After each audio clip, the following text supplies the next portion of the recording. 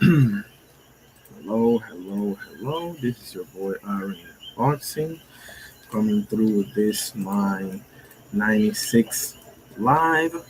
We're gonna talk about this thing called boxing and a lot of other things. We got UFC 328, one of the most heated face-offs I've ever seen.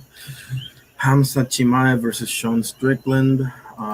First and foremost, God bless every single one of you. I hope you're all having a great day, afternoon, evening, whatever the case may be. I'm going to start with the Lord's Prayer with the name of the Father, Son, Holy Spirit.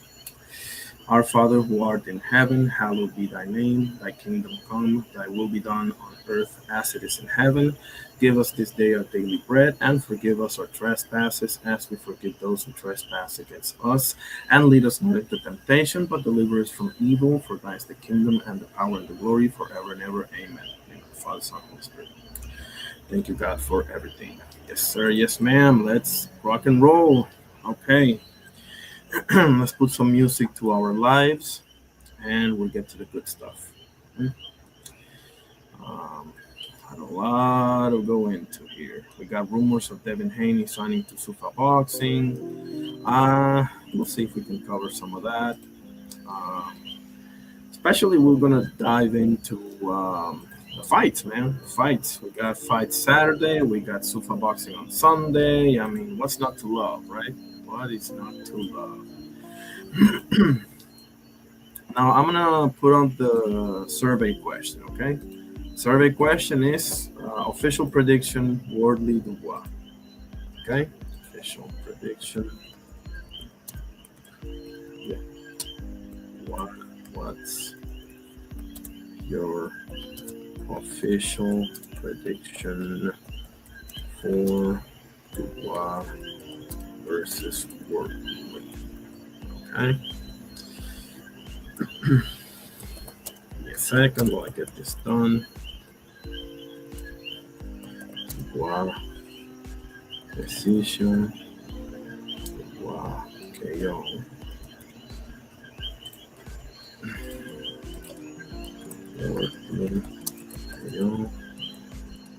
Working decision.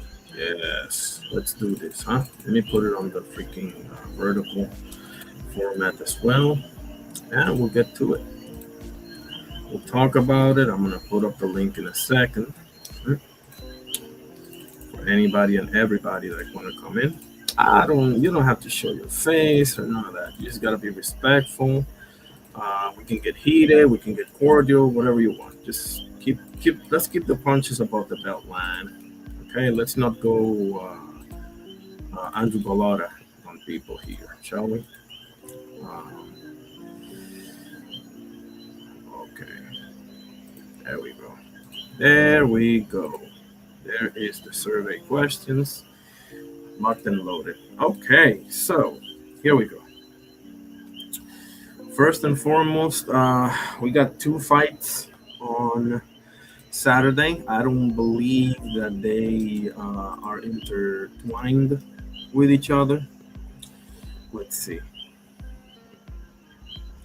Let me share my screen so that we can show what we're talking about, okay? Share screen. Educational purposes only, obviously. I'm not monetized, just showing some stuff. Showing some stuff. Okay. There we go. Okay. Don't blink. Fabio Wardley versus Daniel Dubois. Okay. Okay. May 9th, 12 p.m. Eastern Time. Okay. Let me put this thing on the chat so people know.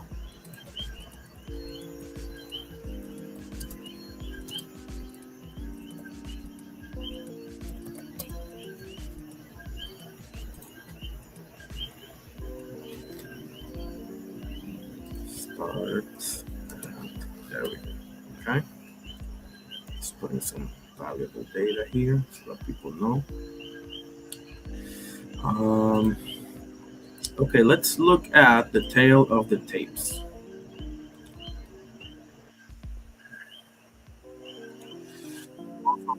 Okay, obviously, Dubois had 22 wins, 3 losses. One early in his career and 2 against Usyk with 21 knockouts, no draws. Okay. Fabio Wardley, 20 wins, 0 losses, 1 draw against Fraser Clark, which he avenged in style with 19 knockouts. Okay. The only one that wasn't a knockout was that Fraser Clark draw. Okay. Fabio Wardley, 31 years old. Daniel Dubois, 28 years old. Okay. Been a pro for 9. Did you know they started on the same day? They started pro on the same day. How about that? Huh? Exactly the same day. Knockout ratio, that's exactly the same, 95%. Okay. Now, here's my thing about this matchup. Okay. The difference here. Shit. Excuse me. Let me do this properly. I don't know what the hell am I doing. Okay. All right. Here we go. Fabio Wardley, Daniel Dubois. Okay. Let's put the chips on the table. Dynamite Dubois. No alias for what? Okay. So here's the thing. Justice Hooney was 12-0. Okay, he was outboxing him. We all know he threw a Hail Mary and it became a touchdown at the end of the fight, which is awesome, and all power to him. I'm not going to hold the Usyk's losses against him against Dubois because of the simple fact that everybody else has lost to Usyk. So you're losing against arguably the best fighter of his entire generation. So nothing for me to chirp around. So here's the thing. Before Usyk 2, he came off of 3 straight stoppage wins against 3 legit guys, right? Dubois, first he started, when he lost to Usyk the first time in the 9th round by knockout, he went up against Jarrell Big Baby Miller, and he TKO'd him in the very last round of the fight. That was a pretty entertaining fight. Jarrell Big Baby Miller had his moments. Definitely had his moments. Dubois showed chin, showed heart. People always love to question him because of what happened against Joe Joyce. His orbital bone was broken. I mean, come on, man. Seriously. Let's not use the Q word with those type of things, okay? After Jarrell Big Baby Miller, that was in December of 2023. Then on June of 2024, he battles Filip Hrgović and TKOs him in round 8. Filip Hrgović definitely had his moments early in the fight. Okay, he hit Dubois with a few shots. Dubois showing again chin and heart. And then comes the big one, right? Anthony Joshua at Wembley for all the marbles. Now, Anthony Joshua was 28-3 at the time because he lost to Andy Ruiz and then he lost twice to Usyk as well, right? So they were both coming on a mission for that fight. It was a pretty good build-up. At Wembley, in front of everyone, just jumped on him and knocked him out on round 5. Now, Joshua did hit Dubois before he got knocked out. He was gaining some valuable momentum in that fight, but Dubois caught him when he threw a very long uppercut and sealed the deal. So I say all this to say, when you take a look at the last 3, forget about Usyk 2 for a second, okay? The last 3 fights, there is a glaring difference in level, in my opinion, between this 3 and this 3. Because, okay, let's look. Anthony Joshua already has a win over Joseph Parker. Now, granted, that was a minute ago, but nevertheless, he did beat Joseph Parker, right? Let's see. Joseph Parker, okay? Box rec. His losses. He lost to Wardley's last fight, Joe Joyce, Dillian, and there it is, Anthony Joshua, right? Back in 2018, but nevertheless, okay? So Fabio's best win is somebody that AJ defeated already in Joseph Parker, right? So let's go to the second one. Justice Hooney, 12-0. Philip Hergovich, 17-0. See where I'm going with this? And Frazier Clark, 8-0 at the time. Big Baby Miller, 26-0. So I say all that to say Daniel Dubois has been in there with consistently better opposition, in my opinion, than Fabio Wardley has. Now, I believe this fight is 50-50, okay? I wouldn't bet a nickel on this fight. I don't bet anyway, but I'm just saying I wouldn't bet a nickel on this one, no. Because my official prediction is Dubois by stoppage between round 7 or 9. But I wouldn't be shocked if it happens early. I wouldn't be shocked if he goes and did what he did to AJ, right? Which is what I think he should do. You know? Now, Fabio Wardley, he has some early round knockouts. You know, he beat Frazier Clark in round 1. Okay? So he ain't no stranger to, just going out there and mixing it up right off the gate. So it's a good fight. It's a good fight. People think Daniel Dubois doesn't deserve this fight. Listen, if you think Ajit Kabayel deserves it, I'm with you. But Daniel Dubois, bro, like, he lost to Usyk. That's it. Don't you even think about bringing up Joe Joyce. When was that anyway? 2020, man. And he had his orbital bone broken. I can't call somebody. I don't call people quitter anyway. I just don't like it. But I don't know.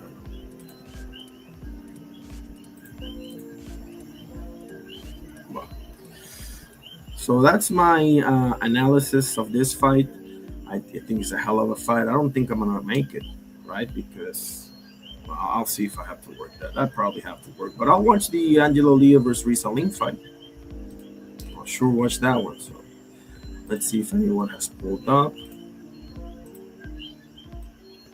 Yes, second here. Okay, Champ Ross, how you doing, my guy? God bless you, sir. Appreciate you, absolutely. Let's see, has anybody chimed in on the? That was probably Ross. Yep. Wardley by KO. I love it. I love it. Yes, sir. Yes, sir. A lot of people agree with you. A lot of people agree with you, sir.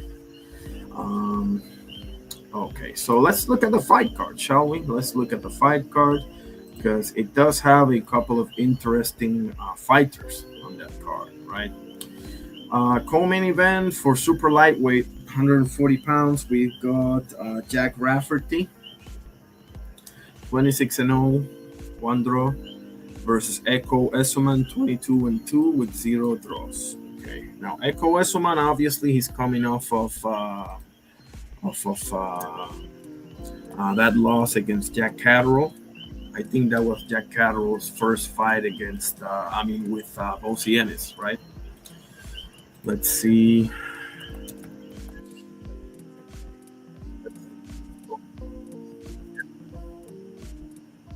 Echo Essuman and Mr. Jack Rafferty, shall we?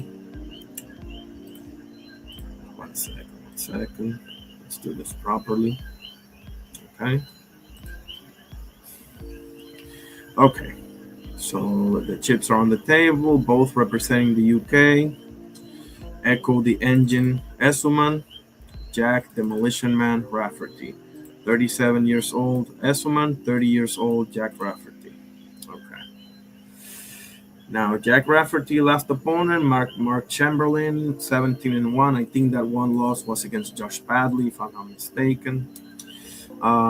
Echo Essuman coming off of Jack Catterall loss, but before that he beat Josh Taylor in Josh Taylor's last fight. Okay. These are a bunch of UK fights for each gentleman right here. So, fair play. Let's see. Before Josh Taylor, we have Mr. Ben Vaughn for Echo Essuman. Was 10-0 at the time, beaten by majority decision. Okay. Before that, Owen Cooper, 10-0 as well, beaten by TKO on round 10. And before that, Harry Scarf, 12-0 12-2, lost by UD on round. Lost by UD. Before Mark Chamberlain, for Jack Rafferty, we have. Oh, I'm sorry. Echo Esuman is 22-2 with 8 KOs, and Jack Rafferty 26-0 with 17 KOs. Okay. Before Mark Chamberlain, Rafferty beat Corey O'Regan, who was 14-0 at the time, by TKO round 5. Before that, he beat Reese McMillan, 17-1 by TKO round 7. Okay, so he's coming off of. Hang on a second. Chamberlain was a draw. Okay, majority draw. Got it. Reese McMillan, 7-12, round 7. Excuse me. TKO round 7. Henry Turner, 13-0, stoppage round 9. Okay, fair play. All right, what else we got? David Morrell, fellas, versus Zach Chelly. Now, David Morrell, as we all know, was supposed to fight Callum Smith. I believe it was on this weekend, and it fell through. I think Callum got injured and had to pull out, so so I gotta tip my hat off to David Morrell just to stay active. He took this fight. Zach Chelly, I think, is the English champion. He's 16-3. Okay. Let's see what we got here, Mr. Chelly. Okay, 16-3, half of them by knockout. Okay.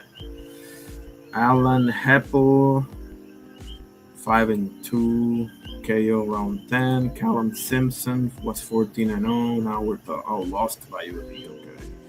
Before that, Jack Collin was 22-4 by UD. David Morrell should run through this guy, in my opinion. We shall see.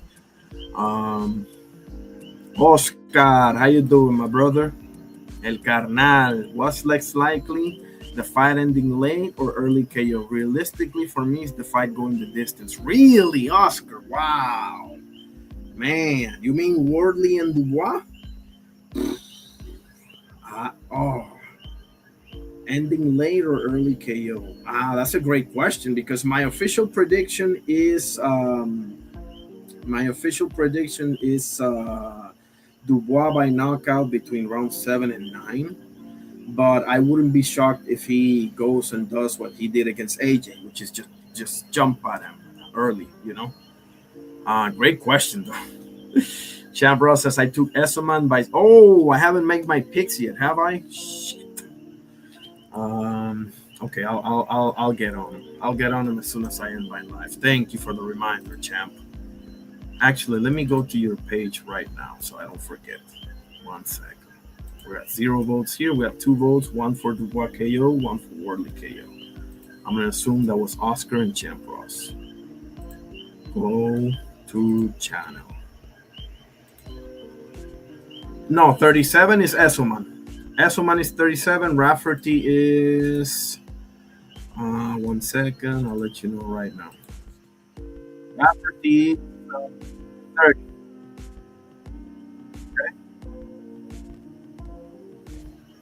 That's the co-main event of the evening. The one that I'm really paying attention to is the heavyweight. A lot of people talking about this man right here, Bahodir Jalolov, 16-0, versus oh man. Okay, that's gonna be a hard name for me to pronounce. Agron Smack, whatever. Forgive me, right? Okay, let's see. Because I have footage of this Curtis Harper by KO round 4. This name rings a bell to me. Chris Thompson, for some reason, 12-5. I'm probably mistaking him for somebody else. Okay, so he's coming off of beating a man that's 7-3, Vitaly Kudukov by UD, and Ihor Shevatsutsky, 12-2. Before that, an African gentleman by the name of Honoriode Ewarimi, 20-2. But here's the thing. There's footage of this man. Where did I put that thing? I think it was here. Oscar, you're probably not gonna like this, but there's footage of this man. Shit, where did I put this thing?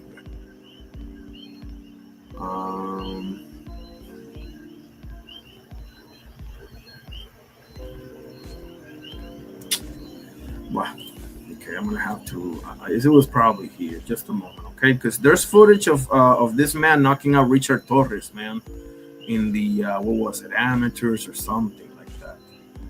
Let's see. Let's see.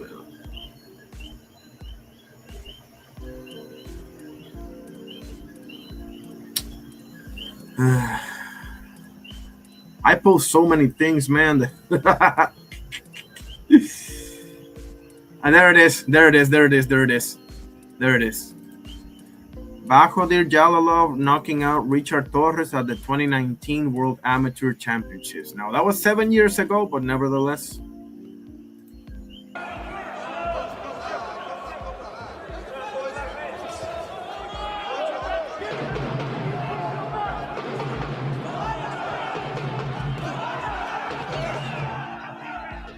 Oh!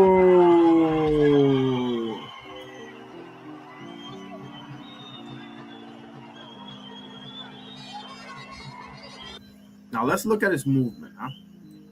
Let's look at his movement. Okay, so he drops his hands, but he's aware, you see? He's doing head movement and setting things up, okay?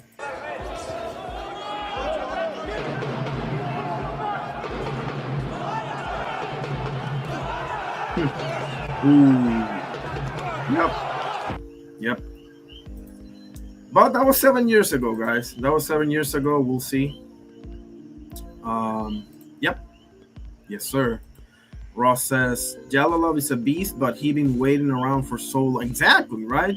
I don't know if we see the best of him now, but he's a dark horse. He's definitely a dark horse, and that's the perfect description. He's only 31, okay, from Uzbekistan. Uzbekistan putting in some cards, man. Robesi Ramirez is going to fight over there. Somebody else fought about a month ago over there as well. Oscar, did you know that Robesi is coming back? But we got to get those wins up there, buddy. I mean, he's about to fight. Who is it again? Agrons Makisi, 21-3. Okay, so it's probably a showcase fight for him. Liam Cameron is fighting Bradley Rhea. Okay, Mike Perez, long-time cruiserweight as well. So I mean, it's an interesting enough card. You know, we're gonna get to see David Morrell back in action after that whack-ass performance that he had against Imam Kataev. I know he popped 30. I know that's what saves you, Morrell. That's what saves you, okay? Because I was singing Morrell's praises for so long, bro. Oh, even after the Benavides fight and the Hot Rod fight. But that Kataev fight, bro. But we'll see. He got a new trainer and everything. So hopefully, you know. Could you look up? Oh, yeah. Oh, yeah. You had to say that, didn't you? Loma got 2 golds, but not that undisputed. Amateurs, okay. Amateurs, okay line to go off, but almost never pay off. Yeah. The thing is that I did a little research about this the other day. And in Eastern European countries, they pay very well for Olympic medals, especially gold, obviously. But they get like a pension for life and everything. Like I haven't done a lot of research, but our Arman Sarukian talked about that. How about it, Oscar? Huh? Arman Sarukian. Did you see the face-off of Chimaev and Strickland? Oh my goodness! I'm gonna show that in a second. Oscar says Jalolov is up there with Brandon Lee with waist. Yes, I know, right? And Bubu Andrade, and to a degree Frank Martin. And Frank Martin, well, it wasn't that long, but yeah. Brandon Lee, bro, is he in Zuffa now? Or I think he was in Zuffa. I don't know. Where was I? Oh, yeah. So yeah, that's pretty much it for this card. Again, it starts at 12 p.m. noon Eastern time, okay? I know that you got the zone, Oscar, so you're going to be right there. Eastern time, that is. Okay, New York time. Now, let's talk about. Yeah, Anderson had to pull out of this fight, unfortunately. Jared Anderson, that is. So we got Lee. Oh, and that's in the zone as well. Oscar, man. How about it, huh? Angelo Leo versus Aleem. I think this fight is gonna be pretty interesting, guys. A lot of people think Leo's gonna wash him. I disagree, man. This guy can fight. I saw this man live against. I mean, I wasn't there, but like, I called the fight, his fight against Mikito Nakano, who just won by KO, by the way, yesterday. I think it was. And he outboxed that man. So, okay, let's see the tail of the tapes. Both from USA. Angelo Leo 26-1. I think that loss is against Fulton, if I'm not mistaken, with 12 KOs, about 50 or 47-ish% KO ratio. Okay. Featherweights, obviously, this 126. And Aleem is 23-1 with 12 KOs. So pretty much identical records. You know, Leo got 3 more wins. Good on him. Leo's 31 years old. Aleem is 35 years old. Okay, so this is pretty much Aleem's last chance, as I understand it. Okay, I could be wrong. I actually like the guy, so I'm pulling for him. I got Aleem by unanimous decision. Okay, let me put it on the chat, and then we'll go to the box recs and everything. Okay, and we'll get into the news and this and that. Exactly right. Thank you, Ross. Yeah, appreciate that. Appreciate that. He says, Leo, it is a good fight, isn't it? I'm telling you, it is a good fight. You know. He also says, I can see that being like 7-5, 8-4 type 5. I got Leo. Okay, I got to lean by UD, but awesome, man. Yeah, it's gonna be something like that. It's gonna be 7-5, 8-4. I'd be shocked if it's wider than that. You know, I'd be shocked, honestly. Oscar says, Leo been on a steady... Right, I know, right? I mean, okay, he had that obvious KO, amazing KO against Lopez, but after that, he went through... Kameda gave him fits, man. I'm telling you. I wasn't too sure that he won that fight, man. Not for nothing. Oscar says, still got Leo slightly, but wouldn't be surprised if Aleem pulls it. Me neither, man. I got Aleem, but I got some love for Leo still, but... you know, I don't know. I don't know what to say. Featherweights are one of those divisions, bro, that, you know, you got 4 champions, bro. Nobody fighting each other. So I don't even know what to say. I don't even know what to say. They're defending. I mean, Shushu's about to defend. You know, Figueroa beat Ball. Who the hell knows what Espinosa's going to do, you know. Exactly. Right, Oscar? Right? I wasn't so sure that Leo got that one. I mean, not for nothing. I know the Cameras are not necessarily, you know, beloved. They got their antics and everything over there, and they don't really appreciate that much. But yeah, it's gonna be interesting, man. It's gonna be good. Let's see. Let's take a look at the fight card.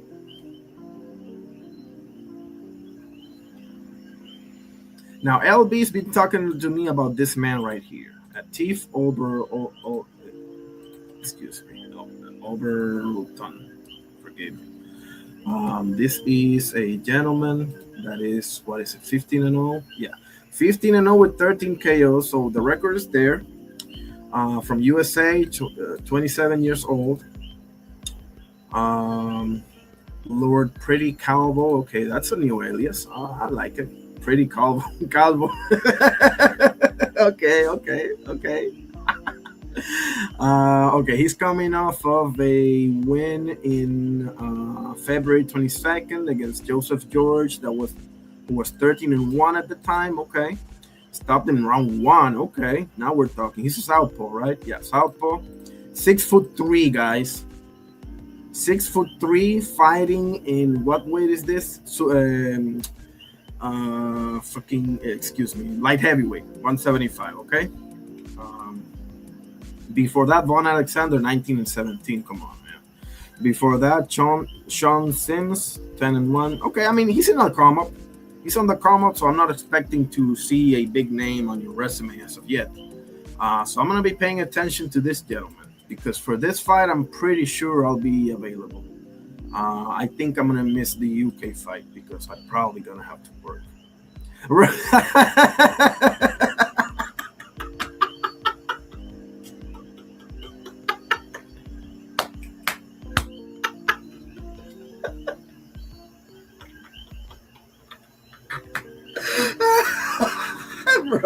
Bro, he looks exactly like him. Bro, I'm telling you.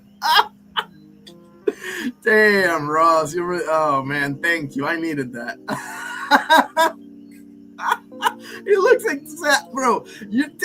Somebody tell me he doesn't look exactly like Charlie Villanueva. Come on, man. The only thing missing is the headband. That's it. Oh my god. All right, let's take a look at the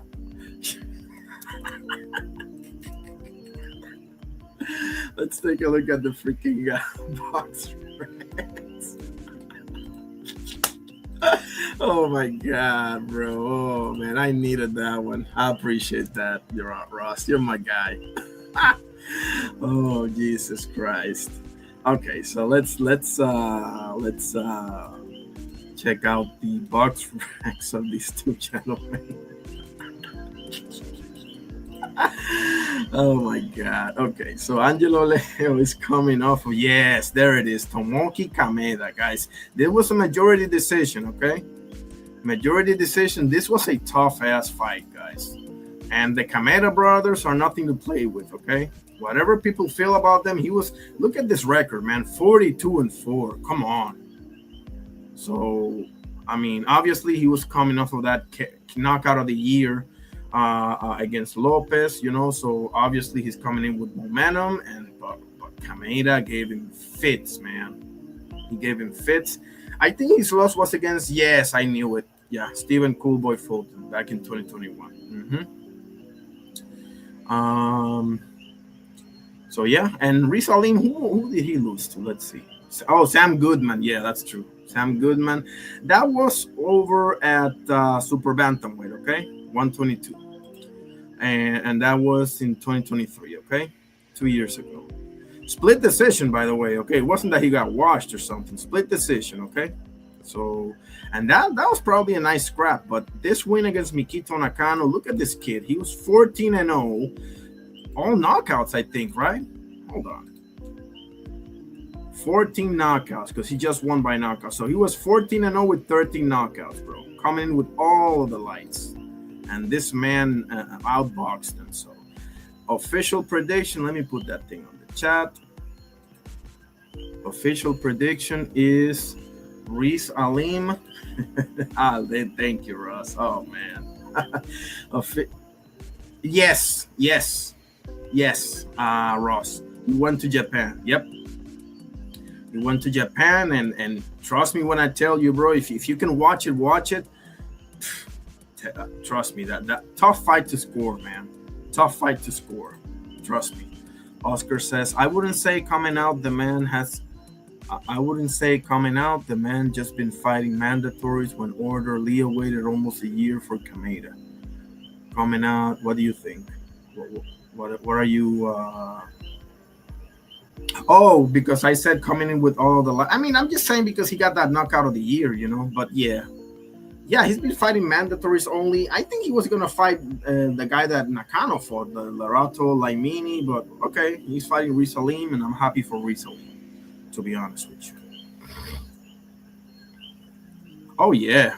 And listen, Ross, I got to take my hat off to Japan, bro, because you know the feeling we get when somebody goes to the UK. You know, we know the feeling we get when somebody goes to other places, you know, hometown cooking and all. I mean, I was live on the Hitchens and Paro when the first judge had Paro, what was it, 117, 113 or some BS like that. I was there, bro. Now, I don't have a dog in the fight because I'm not a fan of Hitchens or Paro, you know, but nevertheless, bro, I saw one guy win that fight, and it wasn't Liam Paro. Okay, and I'm not hating on Liam Paro because he beat on Subriel Matias. That's not how I operate, bro. I kind of like Liam Paro, to be honest with you. I'm not a fan, but that doesn't mean that dislike him. So I gotta show you this face-off because I'm getting Conor and Khabib vibes. That's what I'm getting. For the first time ever, I'm getting Conor versus Khabib vibes, fellas. Right here.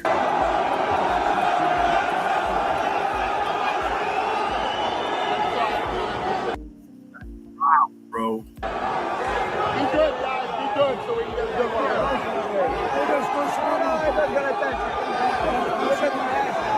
You ain't getting shit, man. You ain't getting shit. So we can get a good one.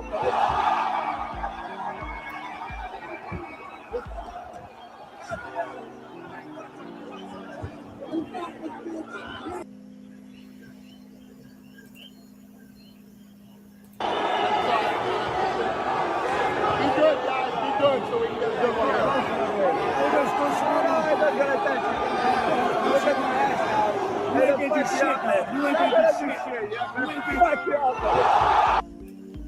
I actually can't believe they even allowed them to face off. I actually literally cannot believe it. But oh my goodness, is that gonna? You know what? Don't be shocked if a brawl happens after the fight, guys. I'm telling you. Pay attention. I'm going to try to call that one, okay? I'm going to try to call that one because trust me when I tell you, this is a real rivalry, guys. These guys really don't like each other. But, okay, let's see what else we got. Teofimo reacts to Haney rumor 100 million. Let's see. Man, that's false. Bill said 100 bands. Man, that's false. Ain't no way they paying that much. If they are, you get double. What's Tio's asking price if it is 100 million though? Man, I just want the best fights. Let's just do that. Yeah. Best fights, man. Smart deals, good deals. To be honest, the Zuffa belt is, from what I heard, is just a trophy. It's not necessarily a sanctioning body belt. Yeah, but things could change within the time frame of 10 years, you know? Obviously, I think Zuffa, as their own promotion and competitors, can make it a little bit interesting, let's just say, for the sanctioning bodies that are, but everybody got to come together eventually. I mean, if they're talking about, and this is just rumors, I think you guys heard Conor Ben and Ryan Garcia. If that's the case, the WBC is going to be on the line. And if Conor Ben is with Zuffa, then what are we talking about? And it's also good, whoever wins that Zuffa. If they make Conor Ben versus Ryan Garcia, there's no reason to not make Opetaya versus Benavides. I'm just thinking out loud here. Trophy, the name will be edged in the Zuffa boxing history as the first, so it lives on, right? It's also good to have the first dibs at something and lay the claim, right? You gotta look at it like how when 2015 Al Heyman, when they were really launching everything, they were like overpaying everybody. Then Eddie Hearn when Matchroom came in, they were paying and overpaying everybody. Now you got Zuffa Boxing, they're paying and overpaying everybody. It's just that. It's a new cycle. It's just like with the person, that's what it is, right? Dana White, Nick Khan, people don't like him. Bill said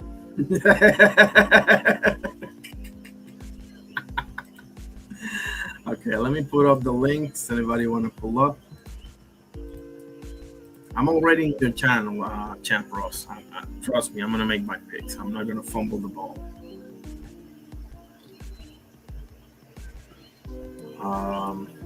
Ross, are you still here? Because man, what did I see the other day that I wanted to show you? Shit. Let me see if I remember. Oscar, are you there? Because I gotta show you guys this. This is listen, Shawn Michael. Oh, okay. I appreciate that. Yeah, but trust me, I'll do it now because otherwise, yeah, trust me. But I appreciate it. Let me show you this because this is one of the most. Listen, whatever you feel about Shawn Michaels, bro, not everyone got the balls to do this, man. This is Piper level of heat, man. Roddy Piper level of promo right here by Shawn HBK Michaels. Listen to this. Oh my God. Listen to this, bro. He's in cap. Yeah. Oh shit. Then Shawn Michaels played Bret Hart. Oh man, yeah, one of the greatest heel moments of all time. 05. Who's your daddy, Montreal?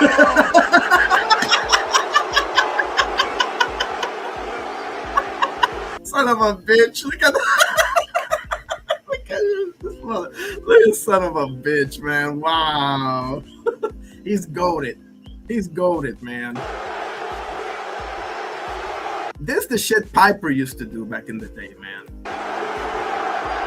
Look at the freaking crowd, bro. They want to eat him alive, bro. That's how you get heat, wrestlers today. That's how you get heat. That's true heat right there, okay? That ain't no mumbo jumbo.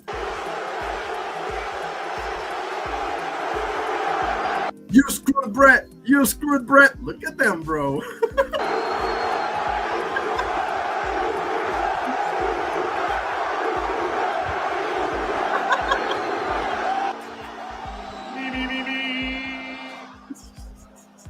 Oh, Canada. Listen to that, bro. How I hate this place. Son of a bitch. Wow. Unbelievable, man. Unbelievable. Unbelievable, man. Yes, the Heartbreak Kid, bro. He's goated, man. He's goated. I don't care what nobody say. Yes. Yeah, you know, people, I think, wasn't it you that asked me one time that who was better, the 90s Shawn or the 2000s Shawn? And it's got to be the 2000s Shawn. But that ain't throwing no shade to the 90s Shawn. But the 2000s Shawn had that, had that feud with The Undertaker, with Triple H, with Kurt Angle. I mean, you name it, man. DX. Oh, come on. Ross, I know, right? Unbelievable, Shawn Michaels, man. Wow. What else we got? Let's see. Let's read some of the news here. What do we got on the news? I'm watching now like Boxing News 24 or whatever it is. Yeah. I think this is the best site for the news. I don't know. I used to see the boxing, what is it, Scene or Source? I can't remember. Floyd Mayweather says Manny Pacquiao fight could be finalized within 48 hours. Oh, yeah, I saw some of this here. Let's see what he got to say. This particular time, Bill said 100 bands. Man, this particular time, I truly believe that, I know everybody is going to want to ask questions, about the Pacquiao fight. Like I said, the sport of boxing has truly changed. We have a lot of new companies, a lot of new faces, and Netflix. I truly believe that we'll get this done. I think we're almost at the finish line to finish the Pacquiao fight, but a lot of things has changed in the sport of boxing, and eventually, I think within the next 48 hours, either the Pacquiao fight should be done. There you heard it, fellas. You heard it from the man himself. The next 48 hours. Mayweather versus Zambidis. Man, get the hell out of here. Theo first look. Oh, Dubois. This is Dubois being Dubois, right? Let's see. Ladies and gentlemen, live worldwide, exclusively on DAZN, it's Don't Blink, the main event. 12 rounds scheduled for the WBO Heavyweight Championship of the World. The challenger, Triple D, Daniel Dynamite Dubois versus the defending world champion, Fabio Wardley.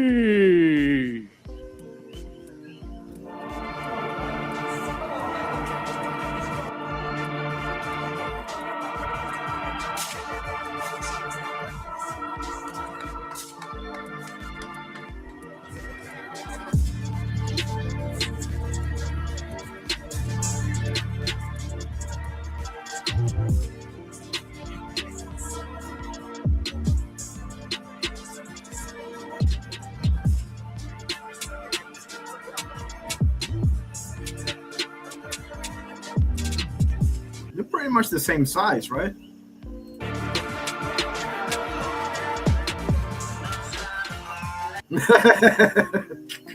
Left him hanging. Come on, guys. Benavides, what? White House, yeah, that's a month away. Okay. All right. Okay. At least it's yeah. At the very, that's being very generous. The perfect time to me that they should have fought is when they both got through with Ricky Hatton. When they both beat Ricky Hatton, that was the perfect time for them to fight. But whatever. That shit is fucking stale. But hey, I'll watch it. I'm not gonna lie. Listen, if I watch Jake Paul versus Chavez Jr., I can watch anything, man. But it's official.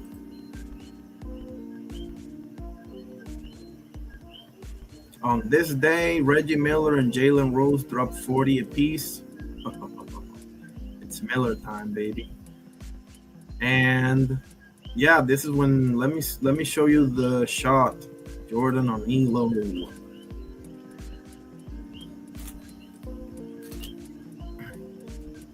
Oh shit. There we go. Sellers has Jordan. Jordan with 2 seconds to go, puts it up and scores! Unbelievable. Michael Jordan has won it. Unbelievable, Michael Jordan. Come on, man.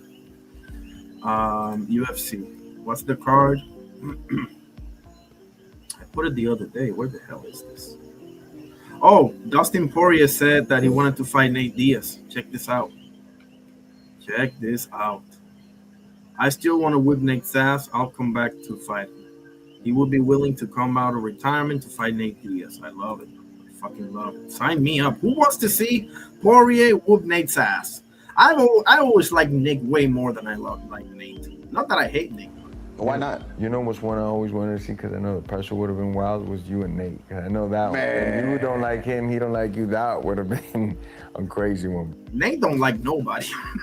I still want to whip Nate's ass. I know. Nate is the one guy you'll come back for, right? Yeah, exactly. I'll come back to fight him. Because it got away and he lied, and like the fans ran on his side whenever the UFC knew I was going to fight Nate at our first matchup in Madison Square Garden. Then they started, Nate was having trouble with his negotiation. I don't know what was going on, but UFC called me and said, hey, we want to keep you on the Madison Square Garden card. Would you fight so-and-so? They started offering me other people. I said, listen, if it's not Nate, I'm not fighting. I'm going to go have my hip taken care of. If it's Nate, I'll fight. It wasn't Nate. They offered me Kevin Lee. They offered me a few other names. I said, I'm going to go have surgery on my hip. And then Nate used that as like, I was the fall guy. Like the fight's off because I pulled out, but I never pulled out. No. Yeah. I just didn't want to fight anybody else but Nate. Why? Yeah. Nate is known for doing that shit, man.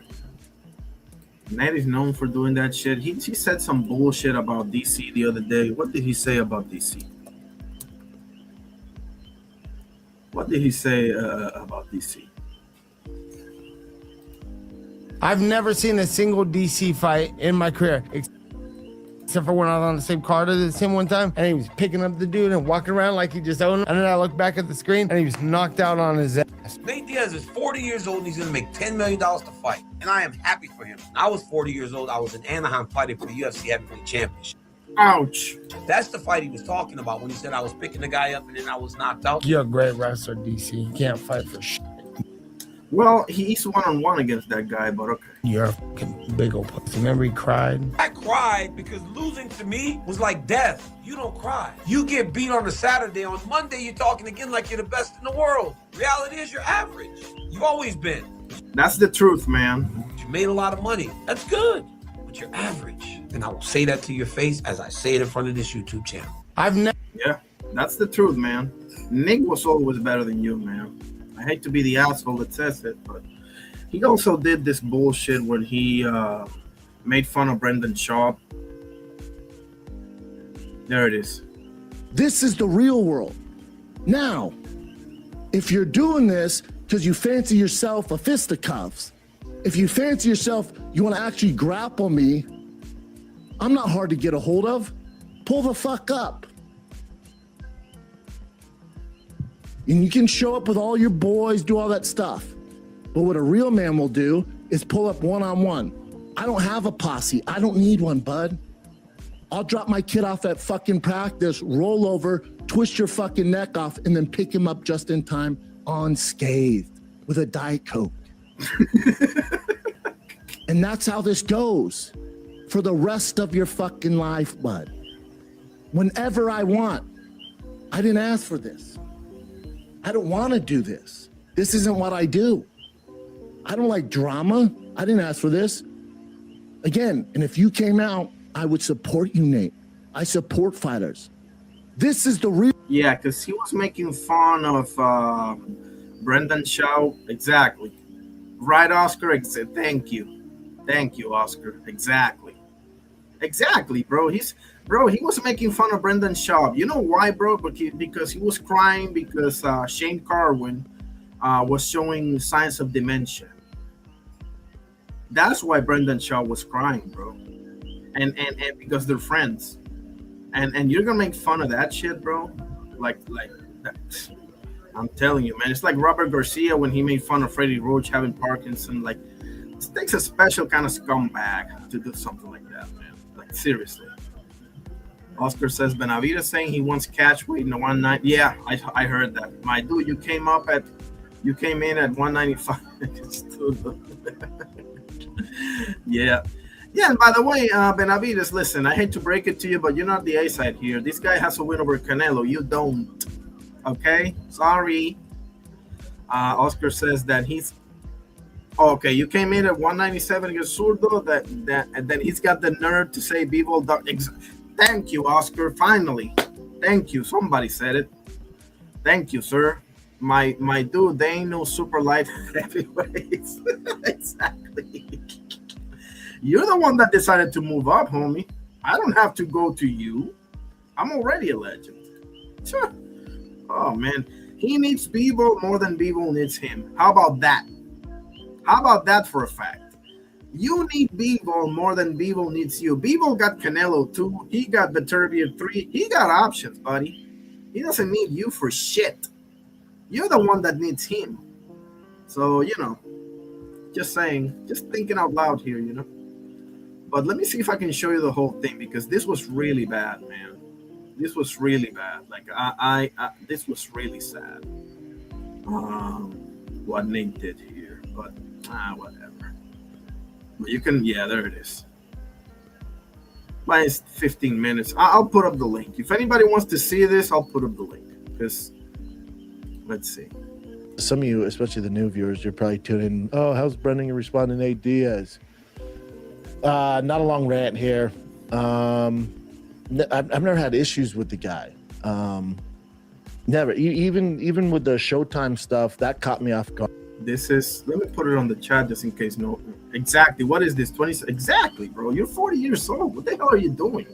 Go chill out. Have a family. I mean, he's gonna fight Mike Perry. He's gonna make a lot of money, but bro, one of these young kids is gonna take your name, bro. Like. You can only do this for so long. Jake Paul beat your ass, bro. Like, seriously. Seriously. Guard. For those of you who don't know, I mean, how long ago was that? I mean, when Conor fought Floyd? 2016, I think. I was paid by Showtime, a little background there. I was paid by Showtime to sell for private lessons, and we came up together. He came he's talking with now. A crying emoji. Oh, yeah. Here it is. Just start talking shit. Pro boxing, there was no familiar faces. So it's not awkward for me because my Showtime boys are there, Brian Daly, everyone's there. And they're walking with me in the back. And I see Nate, and I'm like, oh, thank God, another UFC guy. Alumni, yes. I go to say what's up, and you just start talking shit. His own insecurities. I don't know what's going on there. That was a weird one. He loves catching people off guard. Starts talking shit, and then if nothing happens, you see, you're a big old pussy. Yeah, okay, buddy. So I was like, all right, whatever. Probably 3 weeks before that, ran him to Whole Foods. It was cool. So that's why I was like, oh, another, he's still cool. So, he's like a rattlesnake, hot and cold. All good. None of that bothers me. And then he tweets out, I think on Listen to this. Friday, driving my son to baseball practice, and a buddy, Good man. or maybe my brother, was like, "Oh God, here goes Nate Diaz again." I'm like, "What? For what?" And he put Brendan the big old pussy shop with a crying emoji. Okay. You heard that, right? Okay. And this, I assume, and most people tell me that it's in response to me getting emotional over my friend of 20 years who I owe most of my UFC career to, because he paid for me when I couldn't afford the gym, couldn't afford private lessons, and we came up together. He became interim heavyweight champ. I became top 10 in the world, and we both started when He's talking about Shane Carwin. had one fight, I had none. So he's experiencing some of the worst side effects of dedicating his life to mixed martial arts. Yes. So me getting emotional about that, I guess that makes me a big old pussy. No, it doesn't. Which is weird. You know, Nate, if that happened to your brother, you wouldn't cry about it? Like, seriously? If that happened to your brother, would you cry about it?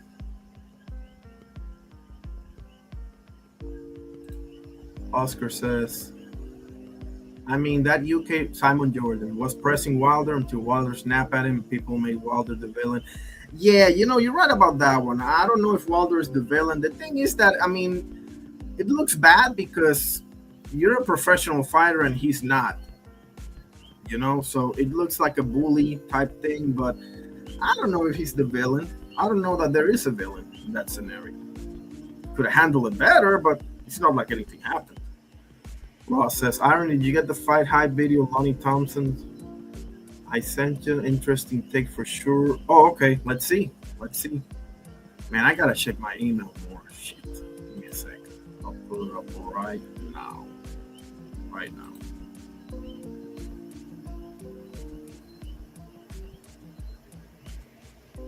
Let's see. There it is. Let's see. Oh yeah, I started watching this, but I got off to like 2 minutes. Yep. I love Lonnie B, man. Yep. Let's see, where is it here? Over the hill a little bit, you know what I'm saying? I'm a lot of bit at the. Yeah. A lot of people writing that recency bias on David Benavidez, man. I don't get it. It's this whole, how honest do I want to be with you guys? This whole social media thing, like Brent Demon tagged me, Brendan the big old pussy shop, crying emoji. Here's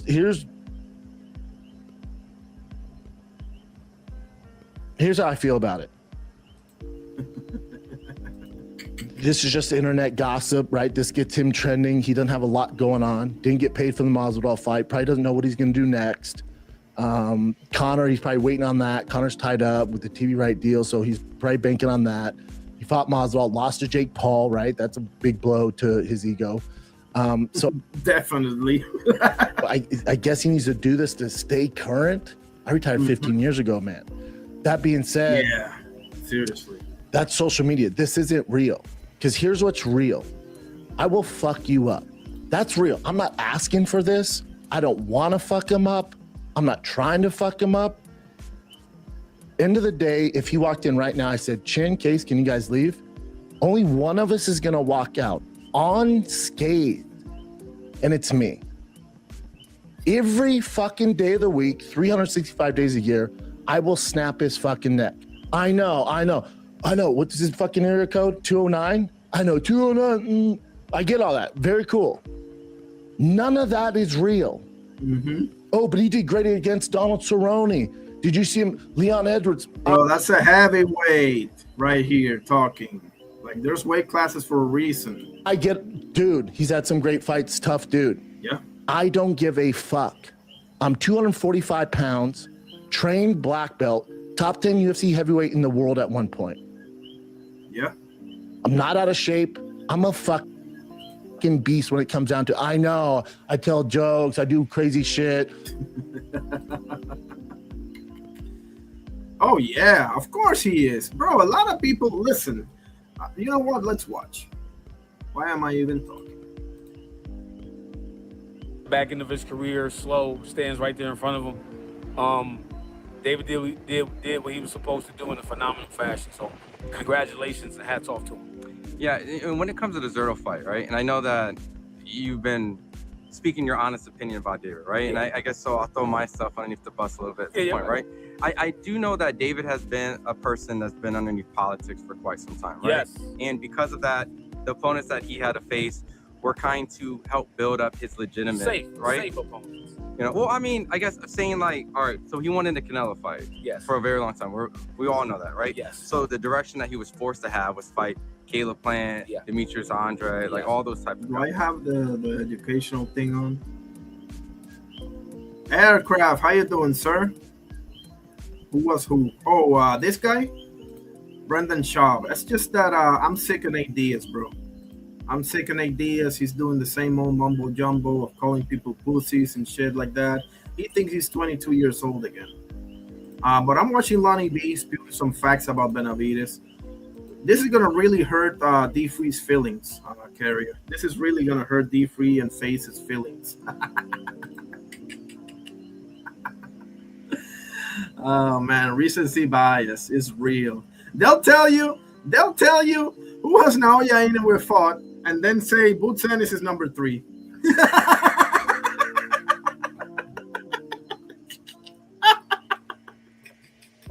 It's the funniest shit ever. I love it when he asks me, how is Naoya Inoue going to hit Benavidez? And I'm like, well, it's going to be with a right or a left. Like, bro, like, what do you think you're talking to here? Like, some of us know this shit, bro. Some of us know this shit. Like, some of us know what we're talking about here, you know? I love D Free, but god damn, bro.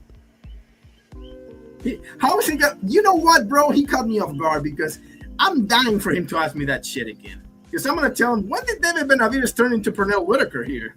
When did that happen? How is he gonna hit the way he's hitting everybody else, bro? Like, what the fuck are you? Oh man, he thinks he's talking to boxing hacker here or something like that. Like, what? Carrier says, I like Benavidez for far. Yeah, bro. Yeah. Listen, 34 years old, 1 loss. Before that, Anthony Yarde had 3 losses. I don't want to hear it, bro. You're not the A side. Bivol is the A side. You need Bivol more than Bivol needs you. Oh man, I'm gonna cook this boys on the next panel, bro. Oh man, as I do on a regular basis. They cook me sometimes. I'm gonna give them some dash here and there, but most of the time, anyway. Let's watch some Lonnie B. Guys, right? Yeah, but those guys are naturally too small for him. Correct. Well, I mean, yeah, exactly. Caleb Plant and Demetrius Andre look like half of David Benavidez. And listen, props to him, bro.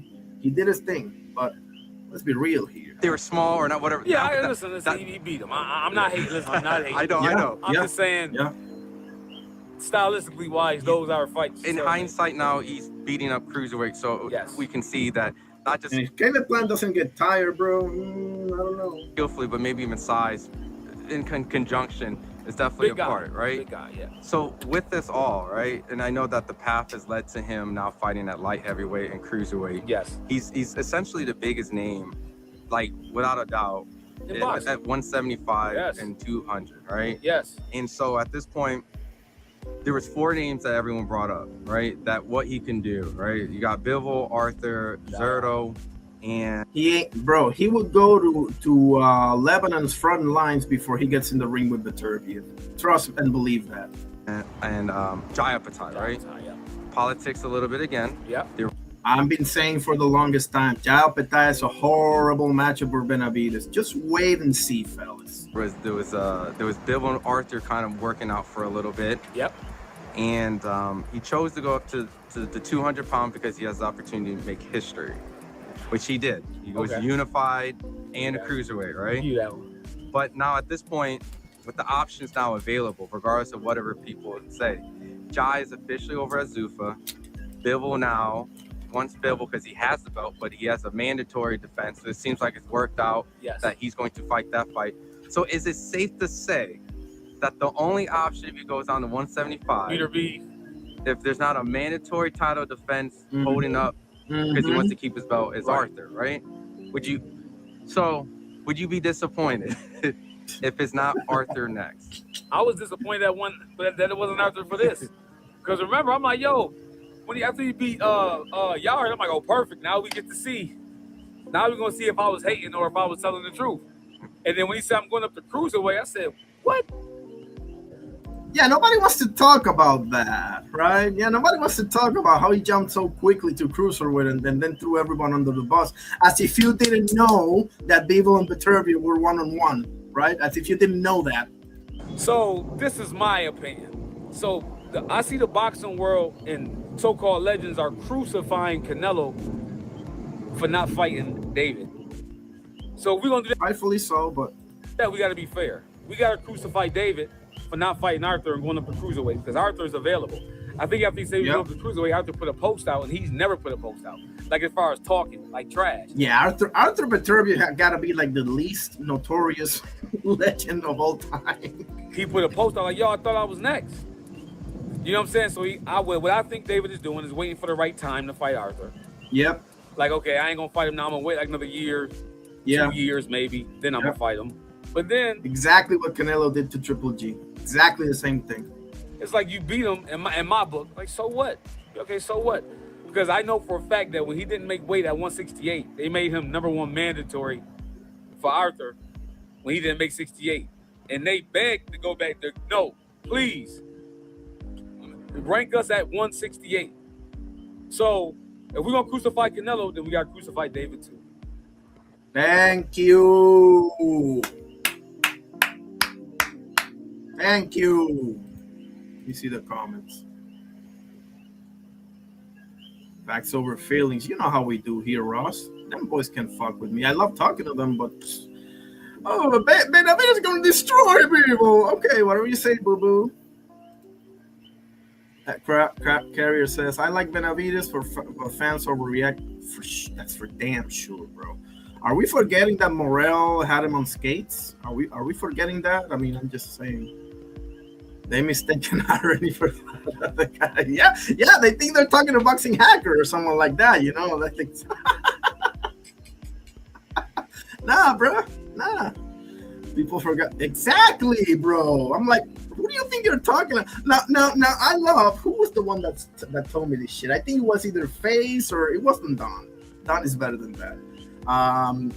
It was either Face or D-Free, where I told him, this guy has a win over Zurdo as well, right? And he has a win over Arthur Beterbiev and Canelo. And you know what he said to me? I need more than that. Well, okay, I need more from David Benavidez too. How about that, buddy? How about that? I mean, there's always going to be something else. These fans are not fans, bro. These fans are going to ride the fighters to the ground, bro. You don't get to decide what the fighter has to do, man. What the hell are we doing here? Like, seriously. It's not 1950 anymore, you know, where you're fighting every other week. Carrier says, I think Benavidez is a beast. Benavidez beat Beterbiev at this stage. Could be, but I'm not sure, man. I'm not sure. Puro, there's my brother right there. Puro Sur. Let me drop the link for you, my guy. Carrier says people overlooking David's low feet. It's a glaring advantage. Bro, Bivol is not going to get tired like Caleb Plantis. I'm trying to tell these boys. This guy knows what he's doing, and ain't no pressure like Beterbiev pressure. You can't tell me that Benavidez is going to overwhelm him with Beterbiev. Didn't do that. Oh, man. They're gonna get a rude ass awakening, bro. Ross says exactly. Dropping bombs. My brother, Puro Sur, God bless you. Let me drop the thing. Guy. If you want to pull up my guy, there it is. We'll talk about whatever you want to talk about. That's my man's right there. Puro Sur.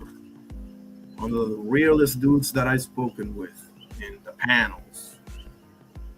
A lot of real dudes, he's in there for sure. At the top of the, right there with T. Hill and Crush the Legend and Cass Sports and Oscar and Ty, Doctor, all the usual suspects. LB, Ross, Carrier, my real people, man.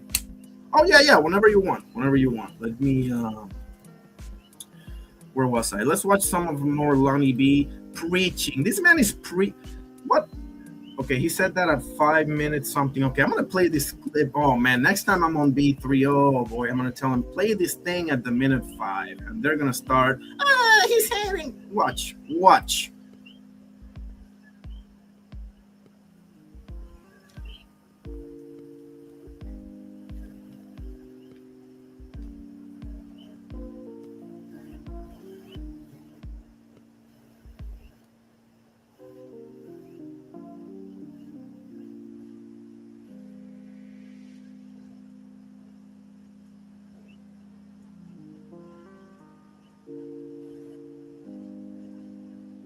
See, this is what I don't like about what he just said. He said he doesn't need to fight. He gets nothing out of fighting David. That's part true, part false. Here's the problem I have with that. Because by that logic, I mean, you got to pass the torch, man. And it doesn't always work out either. Like, Rocky Marciano was supposed to pass the torch to Roland Las Tarzas, and he massacred him. And Chavez, so you're saying that Chavez should have ducked De La Hoya then? You know, well, but he's kind of right too. He doesn't really, you know, if he beats he beats Benavidez. Even I have to say he's one of the GOATs. But I mean, I don't know. He's partly right though.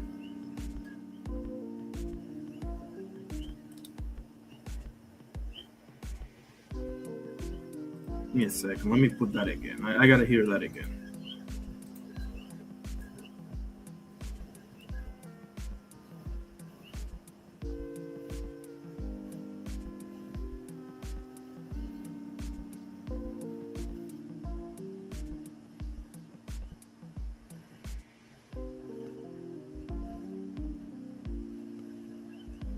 That's 100% fact. That's 100% fact. Yeah. Remember that? Did we forget when David said he was going to fight the 2 Russians and then he was going to move up to cruiserweight for Zurdo and Opeta? Did we forget that he put out that 4 hit list? When did we forget about that? Like, what? Oh, shit. I'm sorry. I'm sorry, Ross. I forgot. I forgot to fucking share my screen. Excuse me. I'm sorry. I'll put that for you again. Okay. I was over here. Okay. Let me know if you can hear and see now. For everybody. Yeah, there it is. Okay. They're crucifying the man because he won't fight a heavyweight.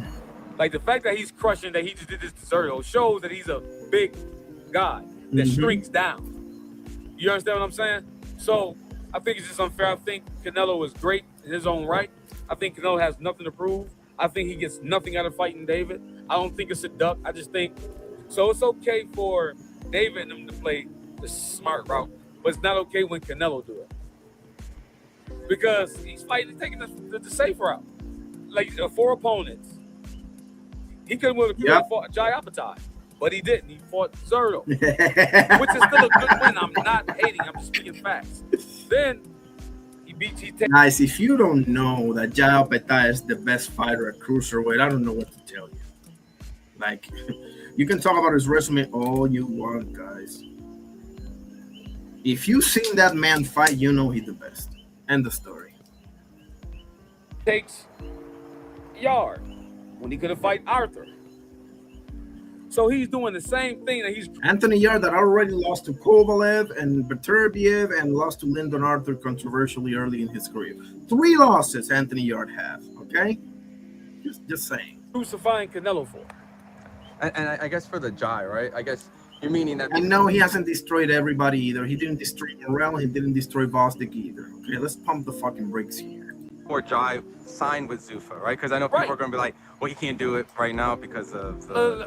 But you're talking about before the Zuffa thing. Before the Zuffa. Here's my thing. That's bull crap, too. Because we all know in boxing, it's all about the dollars and what the fans want to see. I'm pretty sure Zuffa and David's team can work out something where they can get past that. Like of course. Gregor and Floyd did. Of course, man. What's the... I can see right through that shit, man. It's true. That was the UFC and PBC working together, right? Because there was so much money that came in the fan. So they like, yo, listen, man, forget all this stuff. We're gonna make this fight happen. But what boxing, they do it. The politics do what they want to do. So don't hit me with the Zuffa bull crap. Oh, we're Zuffa. That's an excuse. We all see this in boxing. They do what they want, and if they really want to make that fight happen, they could. Of course. You know, going back to a little bit with you, right? The problem with Jao Petaya is that he wasn't born in USA, Mexico, Puerto Rico, or the UK. That's the problem. That's the problem Jao Petaya has. You obviously sparred David. Yes. You sparred Arthur. Yes. And people may not even know you even sparred Zurdo. Yes. Right? So this performance with David versus Zurdo never caught you off guard, right? No. Did you expect it to be in this type of ass whooping that he gave? Yes. So with that, wow, not even I expected that, to be honest with you. Oh shit, that's brutal. I'm sorry. There we go. One second. What's up, brother? Sorry about that. No problem. I was just waving at you from the backstage and shit, doing goofy faces. You haven't been waiting for long, have you?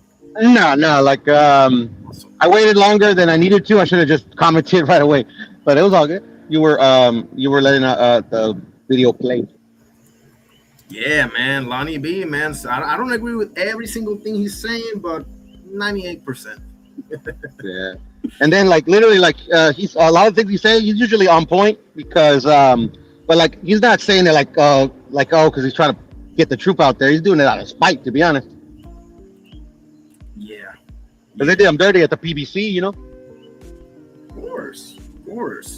You know, like he was up to fight David, and they wouldn't let him fight him, and he complained, and then they dropped him. I remember that when that happened. Let me get your take first. We can get to David and everything, but I want to know your take for the heavyweights, man, this Saturday. My take for the heavyweights this Saturday. Okay, so it's Wardley and Dubois, right? Yep.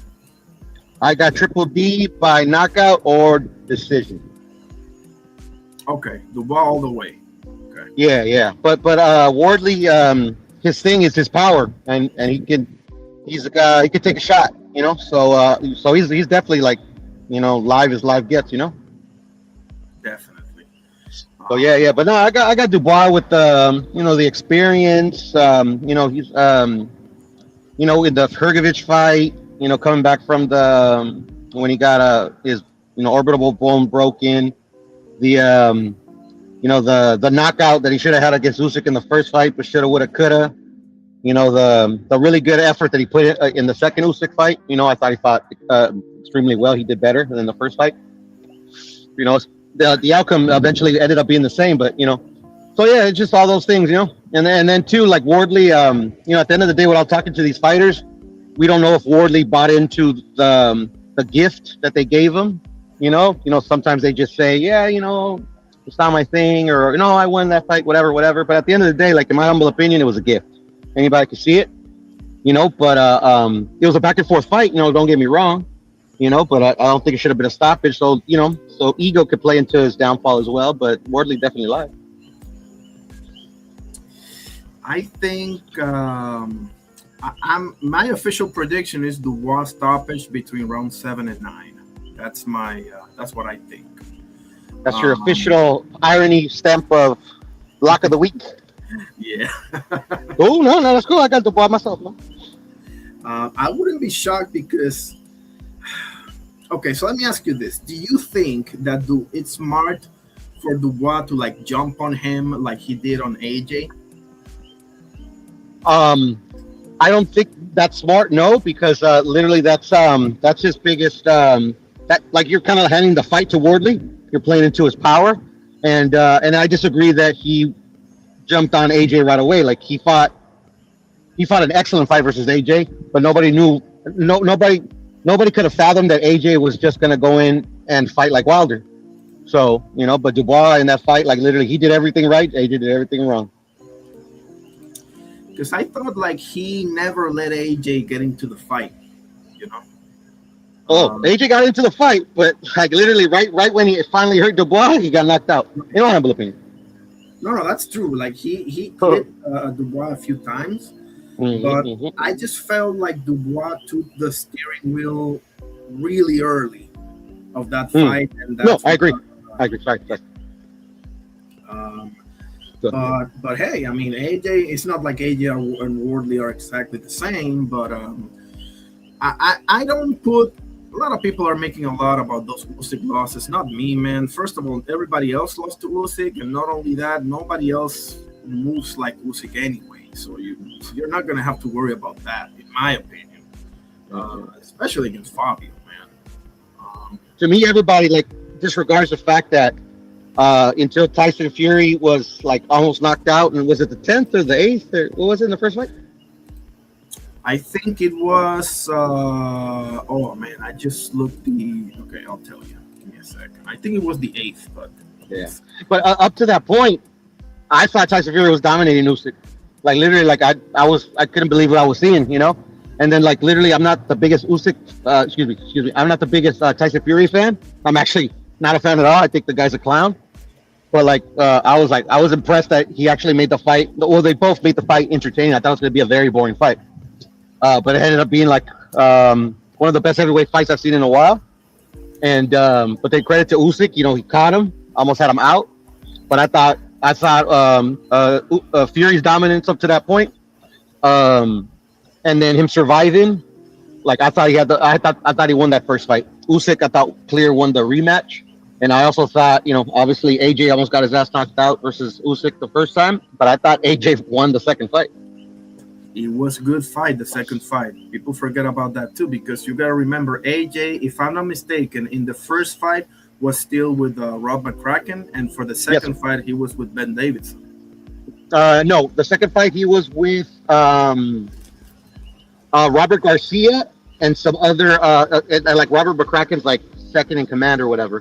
Because I still remember in that second fight, Robert Garcia and the other trainer, they were fighting in the corner. They're like literally like let me talk to the fighter, you know, shit like that, bruh. And I thought Robert Garcia did an excellent job with AJ, showing that, you know, in my humble opinion. And then that's why I don't think I'm crazy, even though everybody thinks I'm crazy. Like literally, like the fight versus the first fight versus Usyk was a split decision with Tyson Fury, and the second fight with AJ was a split decision. So literally, one of the judges agreed with me that AJ won that fight. It was a tough-ass fight because he hit Usyk more than a few times, and Usyk was dipshit here and there, you know, not for nothing. I thought AJ was controlling the fight, the second fight, easy. But then Usyk, that's what I like about Usyk, and I think that's his biggest attribute, is that he never gets flustered. When shit's going wrong, he sticks to it, and he's confident that eventually he's gonna overtake it, you know. And which he did in both fights versus AJ and Fury, man. Now, why did I think? Okay, am I wrong here? Because I could have sworn AJ has worked with Ben Davidson, or am I mistaken here? No, I think he's working with Ben right now. But for that one fight, because he got rid of McCracken, which is like, thank God. Because like literally, I remember the first fight versus Usyk. He's like, what do I do? Like literally, okay, I've already done A, B, and C, and then he asked Robert McCracken, what do I do? And McCracken couldn't tell him. I'm like, bro, AJ, man, that's your sign. Like literally, he's taught you he's made you with the fighter that you are, made you a unified champion, ruled the heavyweight division for a cool minute, but he took him as far as he could for that level of competition. And then like literally, once he got himself a trainer that could give him something else or see something different, just a different, you know, system or style, bro, like it showed in the fight, you know. Exactly, and a good example of that to me is Jack Catterall. Jack Catterall had I can't remember the name of his trainer. I think it was this guy Engel. I don't. Brendan Engel. Maybe, right? I think it was Sheffield. And he went to Boise because listen, it's no disrespect, but you get to a certain level with a trainer and you need something else. You know, it is what it is, right? So, you know, I applaud him for that because he beat Eko Esselman and now he's about to fight Shakur Giyasov. So we'll see how that works out for him. I'm sorry, go ahead. No, I'm just gonna say that I'm not a big Jack Catterall fan, but no, me neither, bro. I think the guy sucks. He's so overrated. I think he's trash. But whatever, man. I mean, he wins. He fights in his style. It works for him. You know, like at the end of the day, like that's what boxing is, bro. Like it's sometimes it ain't pretty, but if it's effective, that's all that matters. Exactly. All that matters, man. But yeah, man. And then like a lot of boxing fans, hardcore and casual alike, kind of overcomplicate things. Like literally, like even if you get to the highest levels of the sport, and literally you're not a complete fighter yet, or there's still more to learn, it's as simple as getting another trainer. That's it.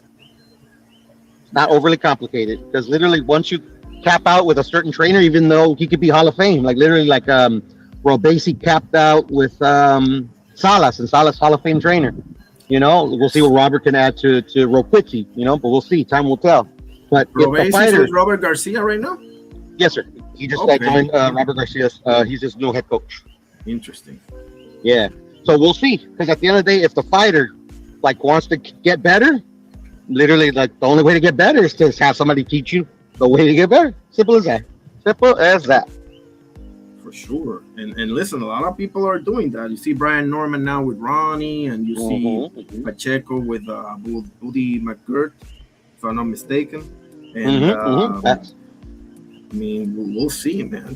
Tio's finally saying that he's going to get rid of his pop as his lead trainer. I'll believe it when I see it, man. Because I mean, he said it. He's never said it before. Okay, now that's a start. You know, that's a start. And the thing is about Tio is that he's always had, Teofimo Senior has always had an experienced trainer with him. It's just in certain fights, whether it's ego or availability, whatever. Like literally, it's not like Tio is like opposed to listening to somebody else, you know? Yeah, Joey Gamache, among others, you know? So at the end of the day, it's like, I think it's the father-son thing, which is it's a complicated dynamic, because like Brian Norman, I bet you he'd like struggle with that decision as well, you know? But at the end of the day, you want to get better, bro. Like, you know, like the dad took you where he could take you, man. Like literally, he made you a champion. Like literally, that's more than anybody could say. Exactly, and it's not like you're erasing him either. You can still role. And you don't have to like literally fire him. It's just he's not your lead coach no more. You know, like exactly. That's just it. You know, like literally. Sometimes it works. Like, and then the father son or the family corner dynamic seldom works. It worked for Chris Bird, and I can't even think of anybody else that it worked with.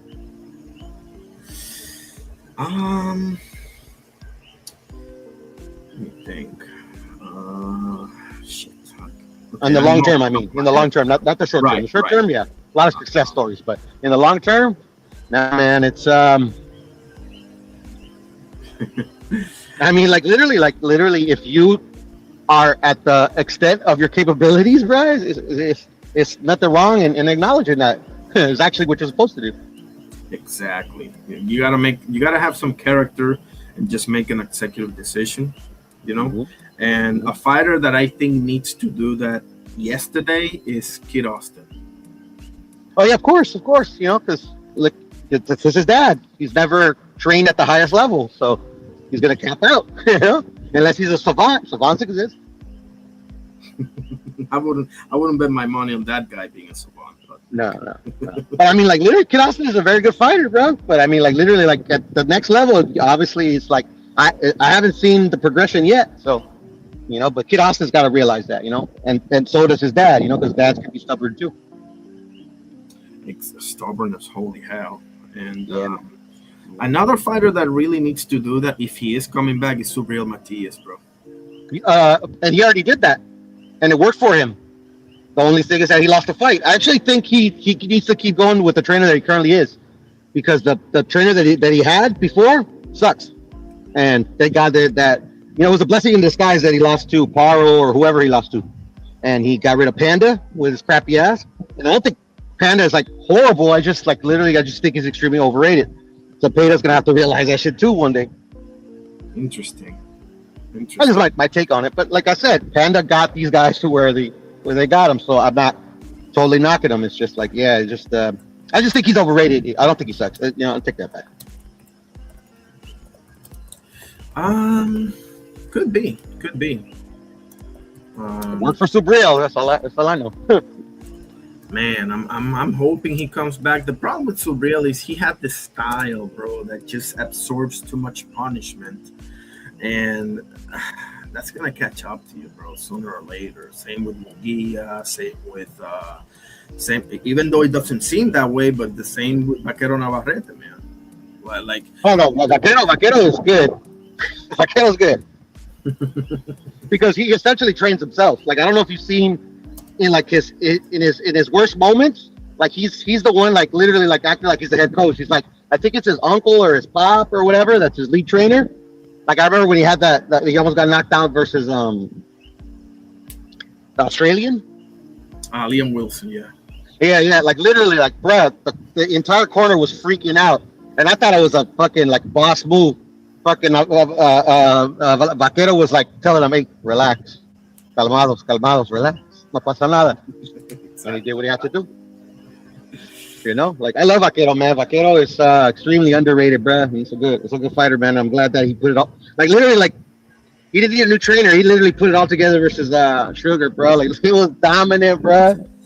He was styling and profiling right in front of him, bro. Like, I couldn't going backwards, going forwards, going side. There was no, like, literally, he looked like a complete boxer, bro. He was like fucking fight off the back foot beautifully, going forward beautifully. I mean, like, bro, like, literally, it was beautiful to watch.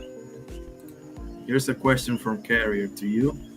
What's is up, David Carrier? The face of boxing? Is David the face of boxing?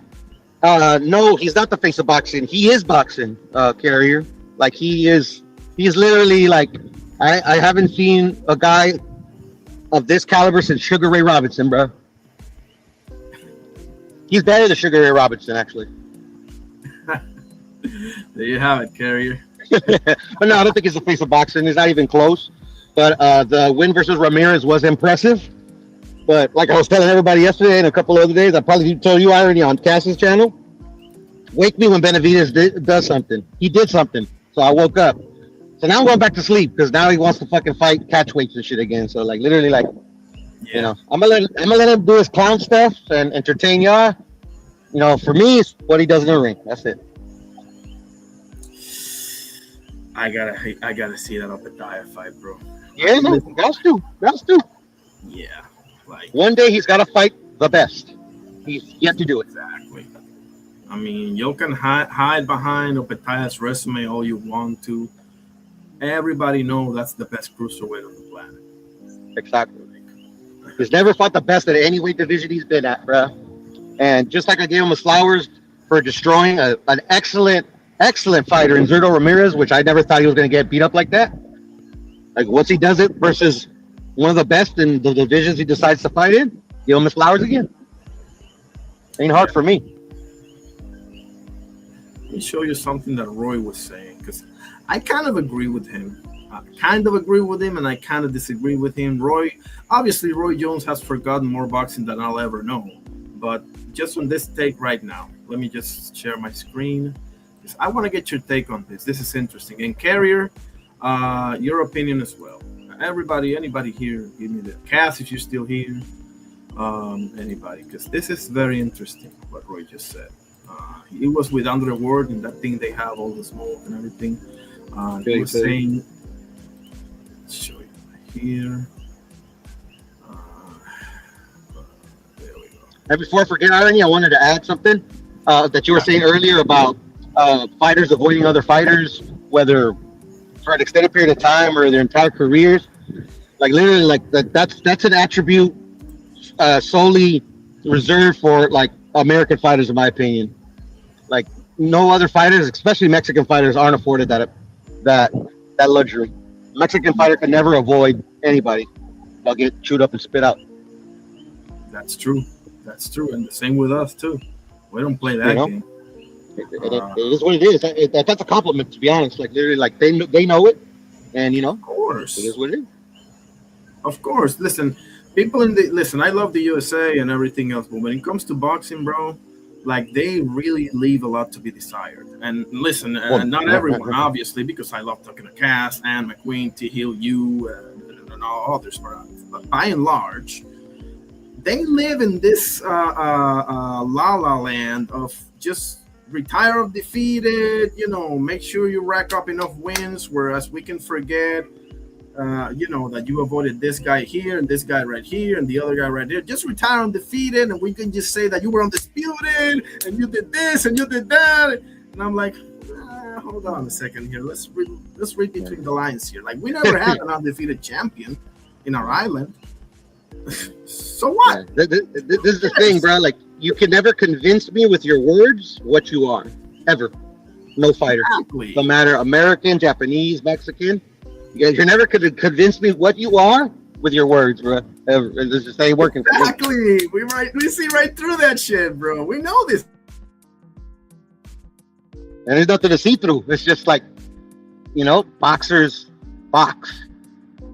They talk to sell the fight. All boxers do that, not just American fighters or any nationality, any region. You know, it's just like, like talk is cheap, bro. At the end of the day, you get in there, win, lose, or draw, bro. I'm gonna give you the flowers.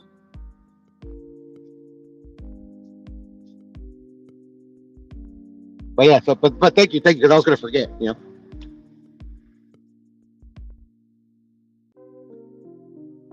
Educational purposes only, all right? Y'all ain't reading that anyways, but you know, yeah, I ain't trying to get educated. Anyhow, but anyways.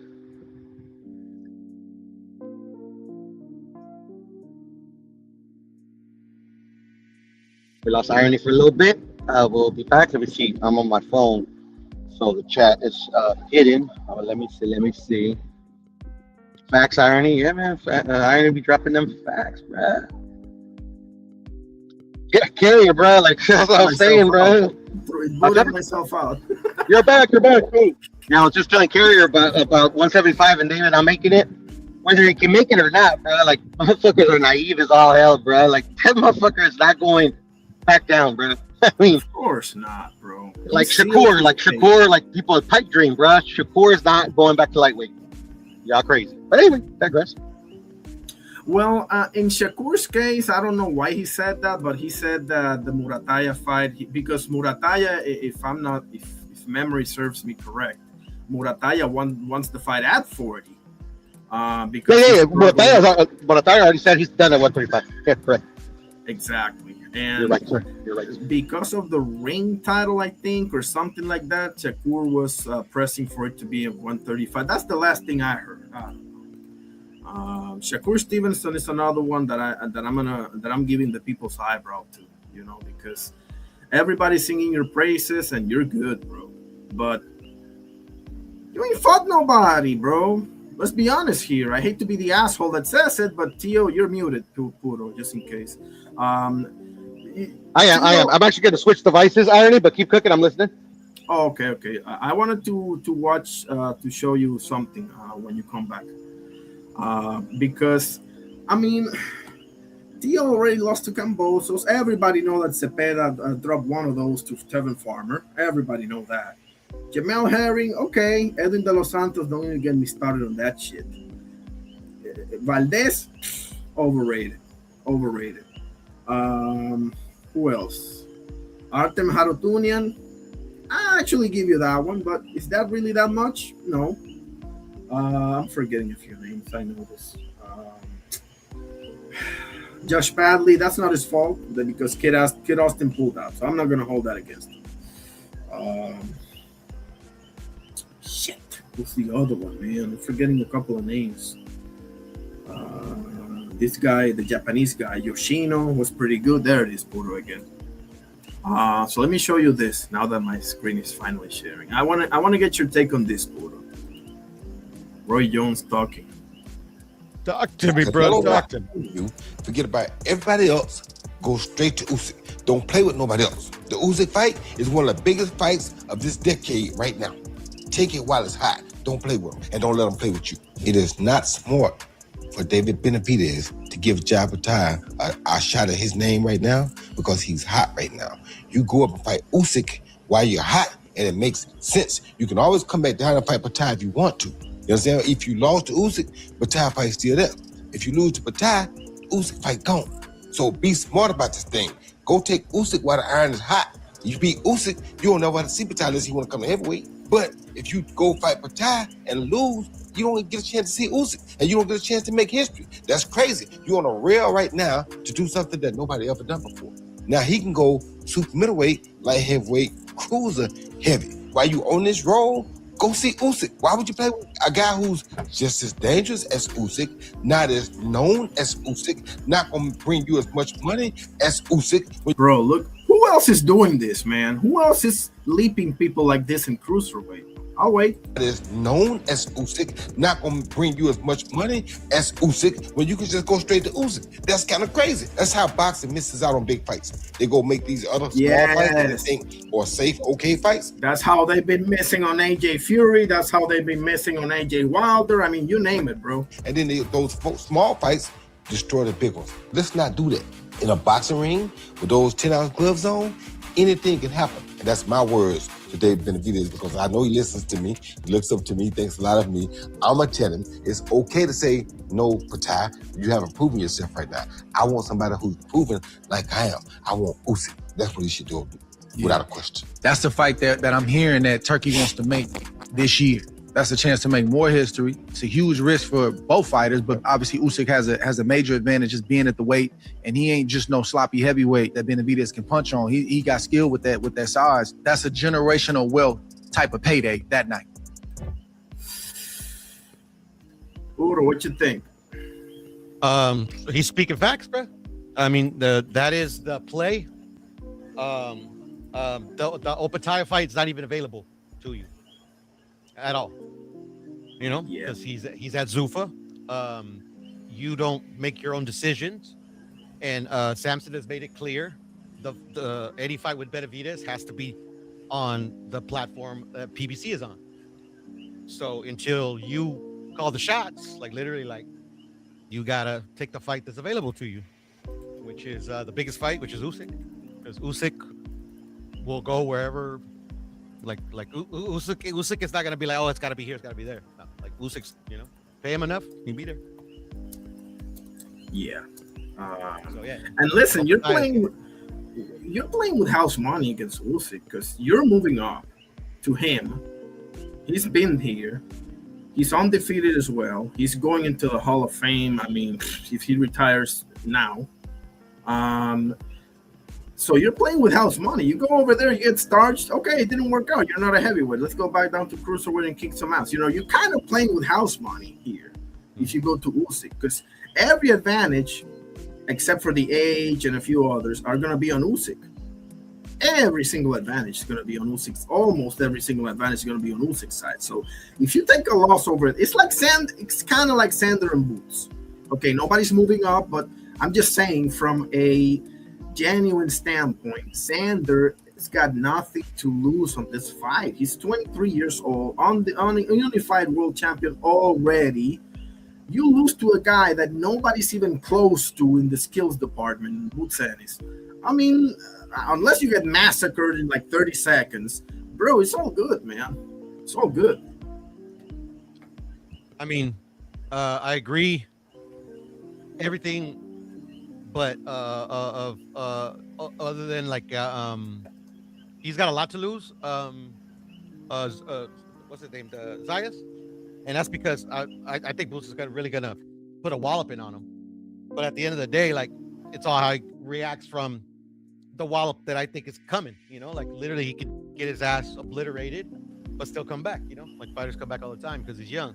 But then sometimes because you're young, like, and then you take an ass whooping of the caliber that I think is coming for him, and you lose your confidence, stuff like that. You know, only time will tell. So that's the only pushback I'll give you on that one. But against Usyk, I mean, like, it's to me, it's like if he listens to me, if like literally, like truly, like he's my buddy or I'm his brother or I'm his manager, and he actually listens to me, it's like Usyk is the one you take, because it's like you said, it's a relatively low risk, high reward. Usyk's at the tail end, and also you have the style that, in my humble opinion, is the one style and certain attributes that you have that'll give Usyk nightmares. Like I always thought, if Andy was like, you know, Andy of old, like he would give Usyk nightmares as well because of the hand speed. I think the hand speed that David possesses is like literally like one factor that I think would give Usyk nightmares. but you know, he's very well experienced. Like, you know, he's obviously going to plan for that.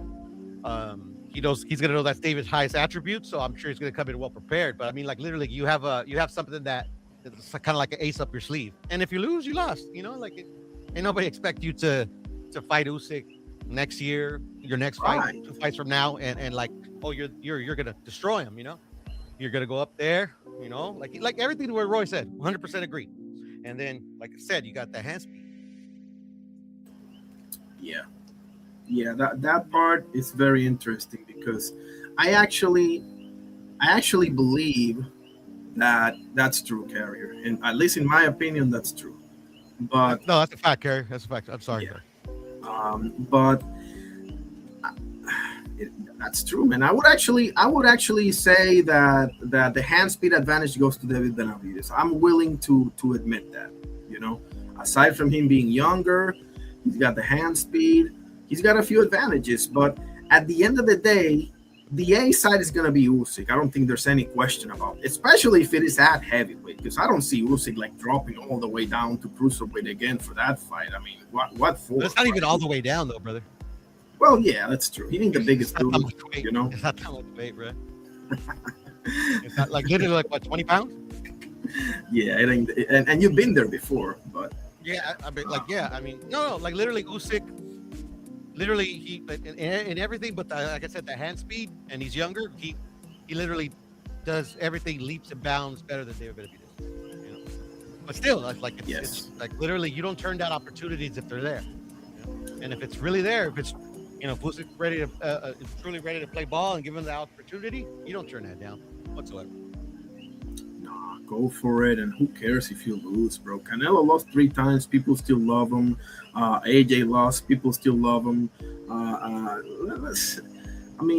Let's keep things in proper perspective here. If Usyk fight, because another problem that I see with that is that Turkey said that he also wants to do Usyk versus Kabayel after he gets through with Rico, right?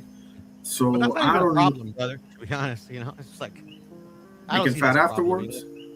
Yeah, because like literally, like they're like I know Usyk's on his way out or whatever, but like literally Usyk would fight Kabayel to add to his legacy. Like literally, it's a winnable fight because Kabayel, at the highest level is not has the most experience, but like literally, but I mean like that's what Usyk's supposed to do if he's continuing to compete at the heavyweight division or in boxing. Like that's what you do. You fight the contenders. Maybe not Kabayel, but the other ones.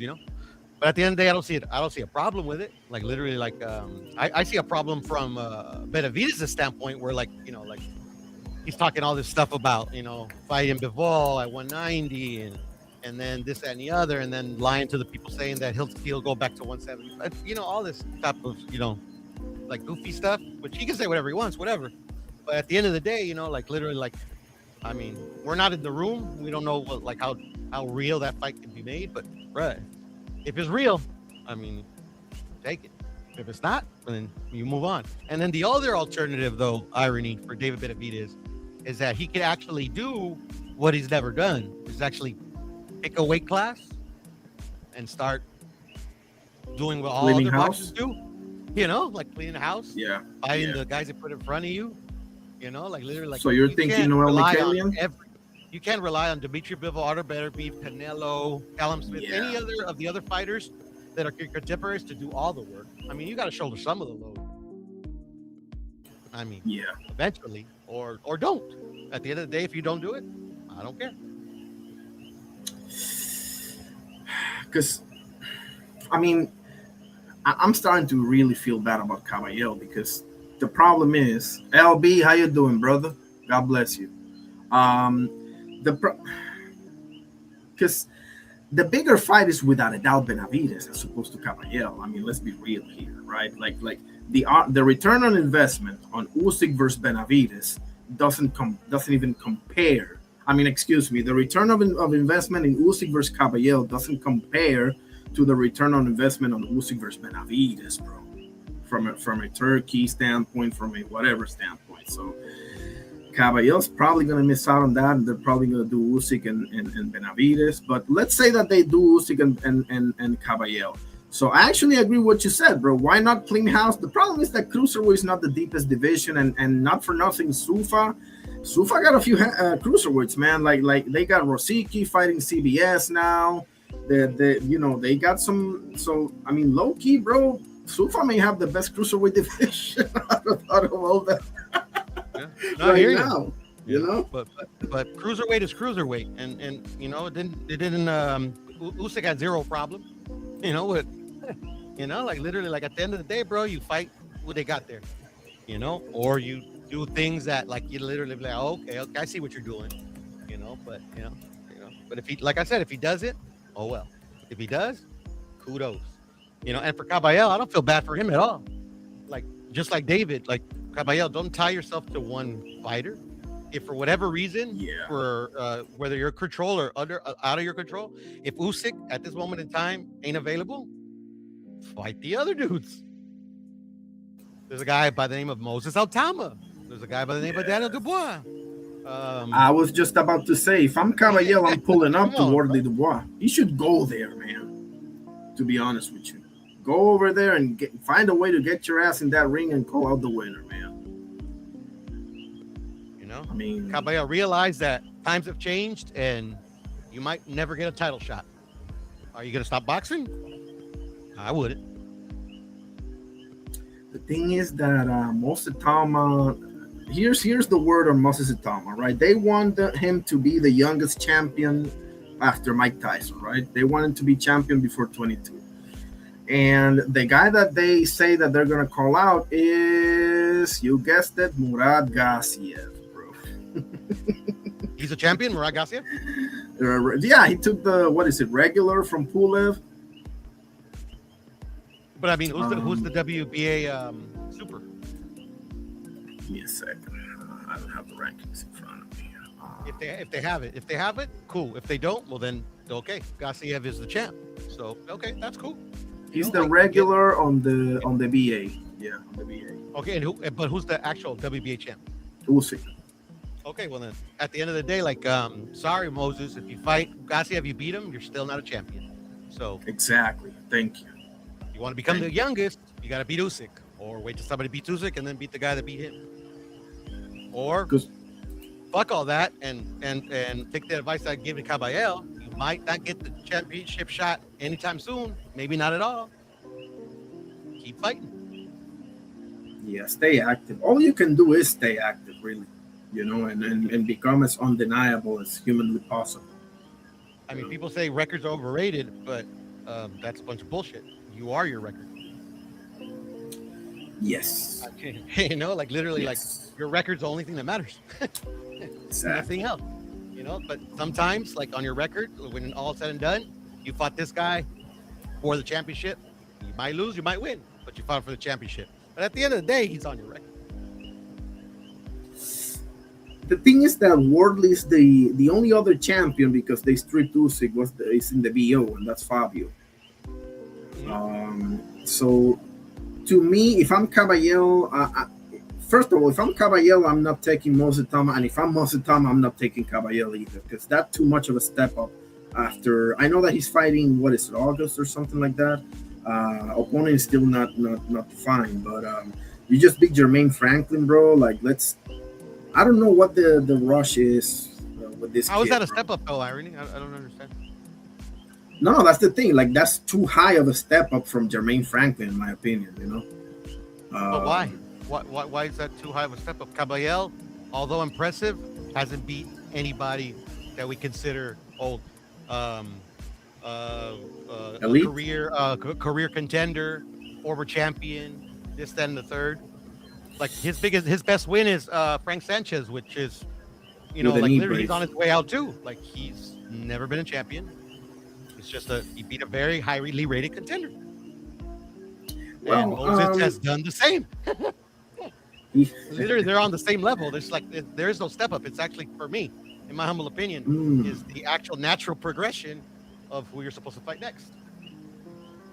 No, that wasn't Hrgović, Carrier. You're probably mistaking him for Magmadov. He beat Magmadov, not Hrgović. He did beat Big Bang. I mean, I hear you, Puro. I mean, he's been on a tear though. Like I get it. He beat. Yeah, like he beat Magmudov, and I think with Magmudov first, and then Sanchez or whatever it was. Sanchez first, then Magmudov, and then the China guy, right? No, that's okay. That's okay. I mess up all the time. Anytime, bro. You're making me think here because I wasn't high on Kabayel, then I was high, and then I'm like, hang on a second here. Big Bang China was, 40 whatever. We all know he's gonna gas out like crazy. He did drop him though. Big Bang. That was a good. Yeah. Kabayel. He's got Sanchez and Big Bang. So he's a little bit higher than Itauma, but he ain't that far. Yeah. I think you're right. Actually, I never looked at it that way. I mean, Itauma's never lost. Like literally, Kabayel's lost. That's true. Yeah. People forget. Like originally, the plan was Magmudov was gonna. They thought that they was gonna serve this guy to Magmudov because Magmudov was the dude that they was high on, not Kabayel. People forget about that. Kabayel was supposed to be just an opponent for Magmudov, and we all saw how that went down. So then we found out Magmudov sucks. Exactly. What's the guy's name that beat the shit out of Richard Torres at the Olympics? Jalalov. Yeah, he's gonna fight now. He's gonna be. Thank you for asking. He's gonna be on the undercard of Dubois and Wardley. He's gonna fight some dude, Agron Smack, something like that. Let me show you. Right here.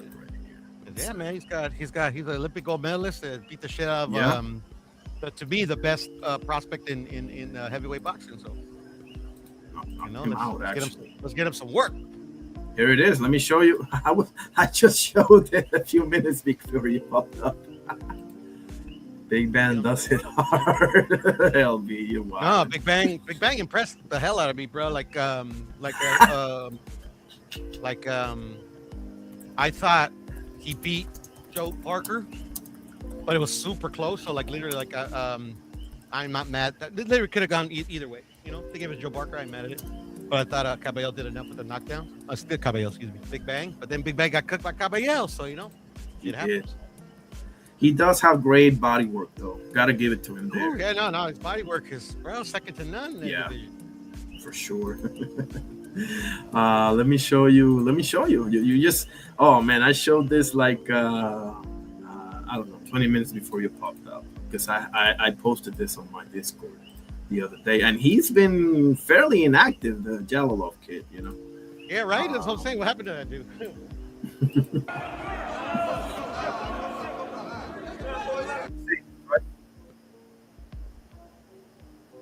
You can see this? Okay. There it is. Jalalov. Oh my. Oh, he put his lights out, bro. He gone. Is he in Uzbek? Yeah, Uzbekistan. Okay. Yep.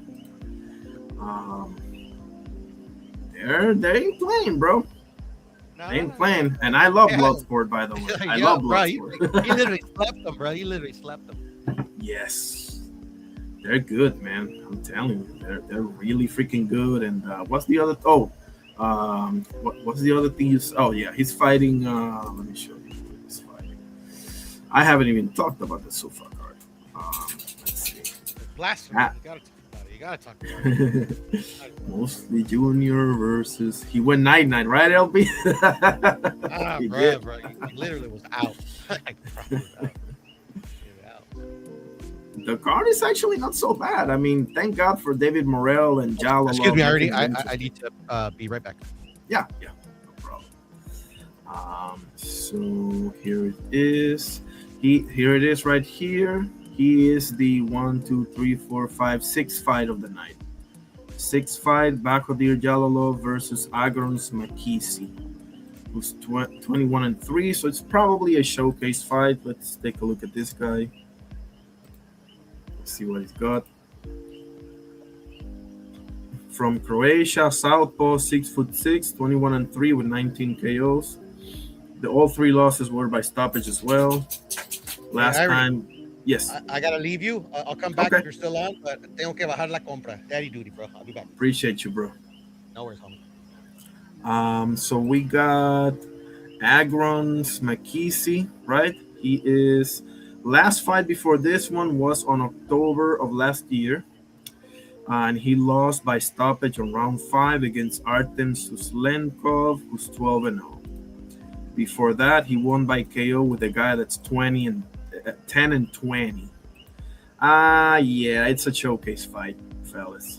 It's a showcase fight. So let's see what you got, bro. Let's see if you know what? If he shows up and shows out, why can't he be the next opponent for Itauma? You know, why not? LB says Morel gotta do something. I used to think he was, bro. Me too. Say that again, LB. Bro, that Imam. I don't even care that he lost to Benavides. Everybody else did, right? And he had David on skates for a second there, right? Let me no, not this one. This right here. Oh, hold on. No, I gotta show you this as well. What is this? Oh, okay. 9-second difference. I was watching biggest last-minute chokes in NBA playoffs history.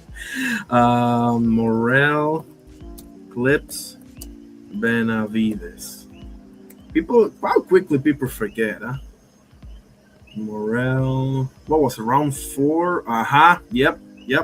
Vitas, Brian, as we have mentioned, those deliberate starts. He's on a heater here right now. He made sure he's not going to actively give away rounds early on. He's going to put that pressure on. And after we're seeing the defense, the more improved the head movement, the upper body movement, sitting down with the left hook. David Benavides. Wait for it. He listened to the corner. They told him about Pay attention. the head movement, high guard.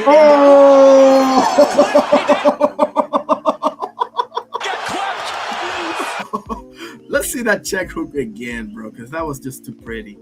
Watch Morel's right hand. He listened to the corner. They told him about the head movement, high guard, get in.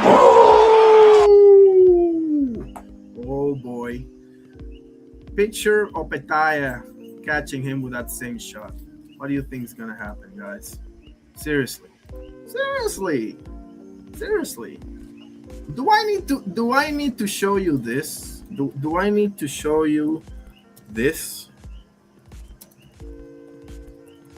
Like, do we need to?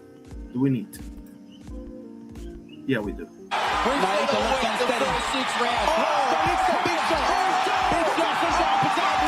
That's what happens when Jao Petai hits you, fellas. Okay? That's what happens. And that's probably what's going to happen to David Benavides as well, man. You know? Listen, recency bias, I get it. I've been a victim of that as well. But, nah. Night, sir. Yep. This is a stone cold killer, Jao Petai, bro. I'm trying to tell people, y'all can talk about his resume all you want to, bro. I don't care. I don't care anymore that I care when it comes to Triple G. I know a killer when I see one, okay? I know a killer when I see one. And not everyone has the blessing of having a division with a bunch of future Hall of Famers in it, okay? Not everyone is blessed to be in a division where you can rack up a resume like Floyd Mayweather or Oscar De La Hoya, or to a degree even Canelo. Not everyone has that blessing, guys. But if you're the best, you're the best. That's it. Now, why in God's name did he sign with Zuffa? That's a different fucking story. Yes, sir, he is certified killer. Yes, sir. Let's watch a little more Lonnie.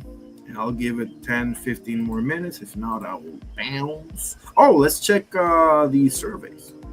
Let's check the service. LB, what you got? Did you chime in on the... Hey, LB, who you got? I think you said it on the Discord, but who you got on the Leo versus... Oh, no, you said... I think you said Leo by UD. Refresh my memory, if you will. What was I gonna... Oh, Lonnie B. Yep. Lonnie B, man, this guy's preaching. Oh, let me show you because I know you rock with the UFC as well. Let me show you this, bro. I'm getting Conor Khabib vibes, bro. And I'm not even joking. This is a real rivalry right here. Hamza Chimaev versus Sean Strickland. If Sean Strickland pulls it off, I'll die a happy man. I'm saying it from now. Bro, listen to the crowd, bro.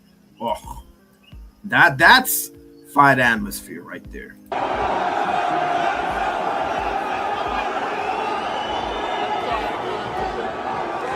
good, guys. Be good so we can get a good one.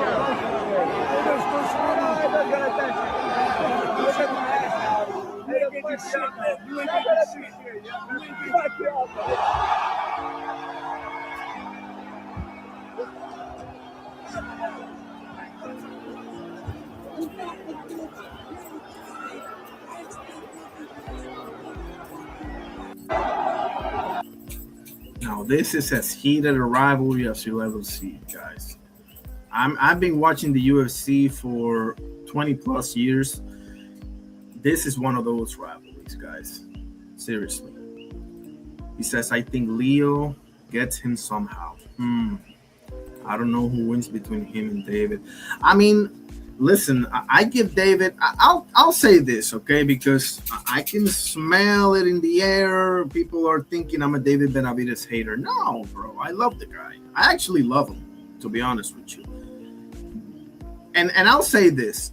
David has earned enough respect with me, whereas I give him a shot against anybody. And when I say anybody, I mean anybody. Yes, even Usyk. Okay, even Usyk. Just discussed that with my boy Puro. Okay, I give David a chance against anybody. Okay, capital letters.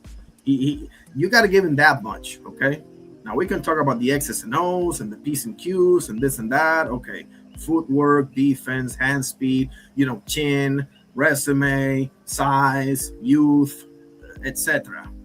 We can talk about this all day, but the reality is this guy's really fucking good. Okay, there it is. I said it. But that don't mean I'm gonna forget about certain things, just saying. Okay, what else we got? Let's see. I don't even know. I was reading some news. What was I doing? Okay, let's see what X is saying. Because X always got the news on the spot. Hopefully nobody pulls out or any funny business happens, okay?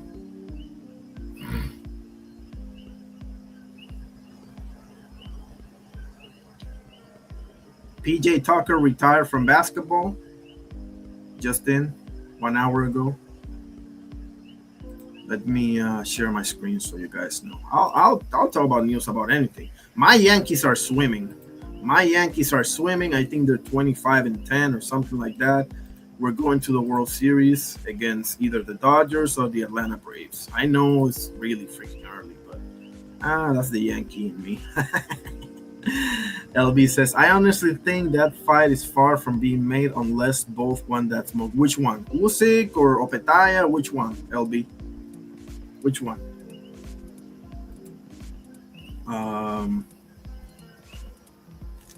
There it is. There's the news. PJ Tucker has retired from basketball, okay? Great role player, great career. Brock Lesnar has officially been moved to the alumni section of WWE's roster side following retirement. Well done, champ. They call him the Beast Incarnate. They call him Brock Lesnar. All of the lights, man. Never seen anything like it. Well, at least until Obafemi came along. Dana White. Oh, what? You'll see this? Dana White announced he will be the promoter. Excuse me. Dana White announced he will be the promoter for Tyson Fury versus Anthony Joshua later this year. How about Baldy, huh? How about Baldy? Uncle Fester. IBF World Fedor. Yeah, there it is. Leo versus Aleem.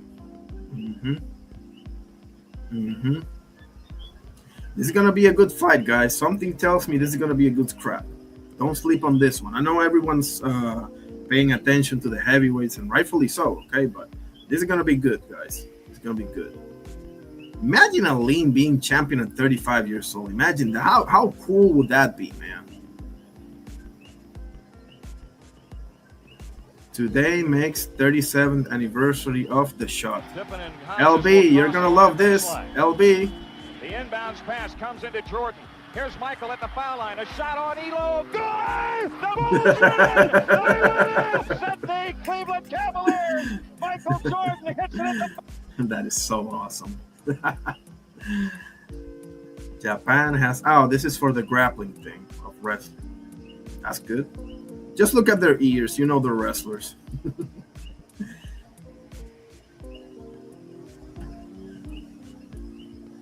Kingsley, eBay, and I love that picture.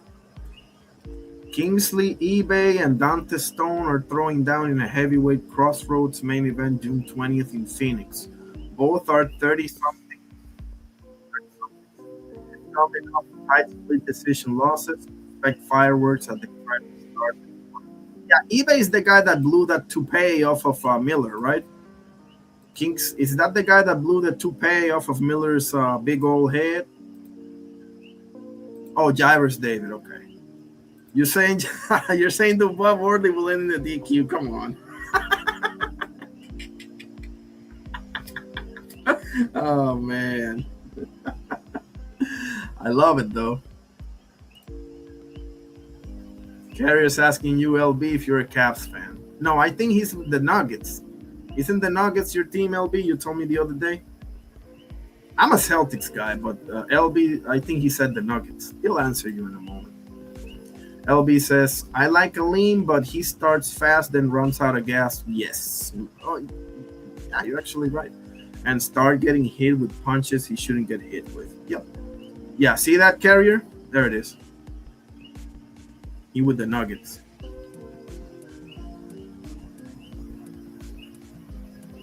You a Cavs fan, Carrier? I mean, man, listen. Y'all had the greatest championship win I've ever seen in my life. That championship that LeBron got from beating Golden State Warriors, I don't think I've ever seen a more amazing championship than that one, to be honest with you. And I'm not even a LeBron fan, but I listen, I gotta tip my hat off, man. I'm a real one. Like, I don't care if I like you or not. If you do something unbelievable, I'm going to tell you you did something unbelievable. Okay? That's just how I operate. I don't even like the guy, but he did something unbelievable. He beat a team that won 73 games. I don't want to hear it. I don't want to hear it. He did that, bro. And he came back from 3-1 down. So that win counts for like 6, bro. I'm not even joking. He says, I bet on the Lakers, though. Smart man. Where was I? Oh, yeah, that's right. You're a Heat fan. Yeah, you're Miami. I don't mind them. Okay, you're in South Florida. Got you. I don't mind the Heat. I don't mind the Nuggets. I just hate the Lakers and the Knicks. I hate the Lakers and the Knicks with such a passion, bro. Oh, my.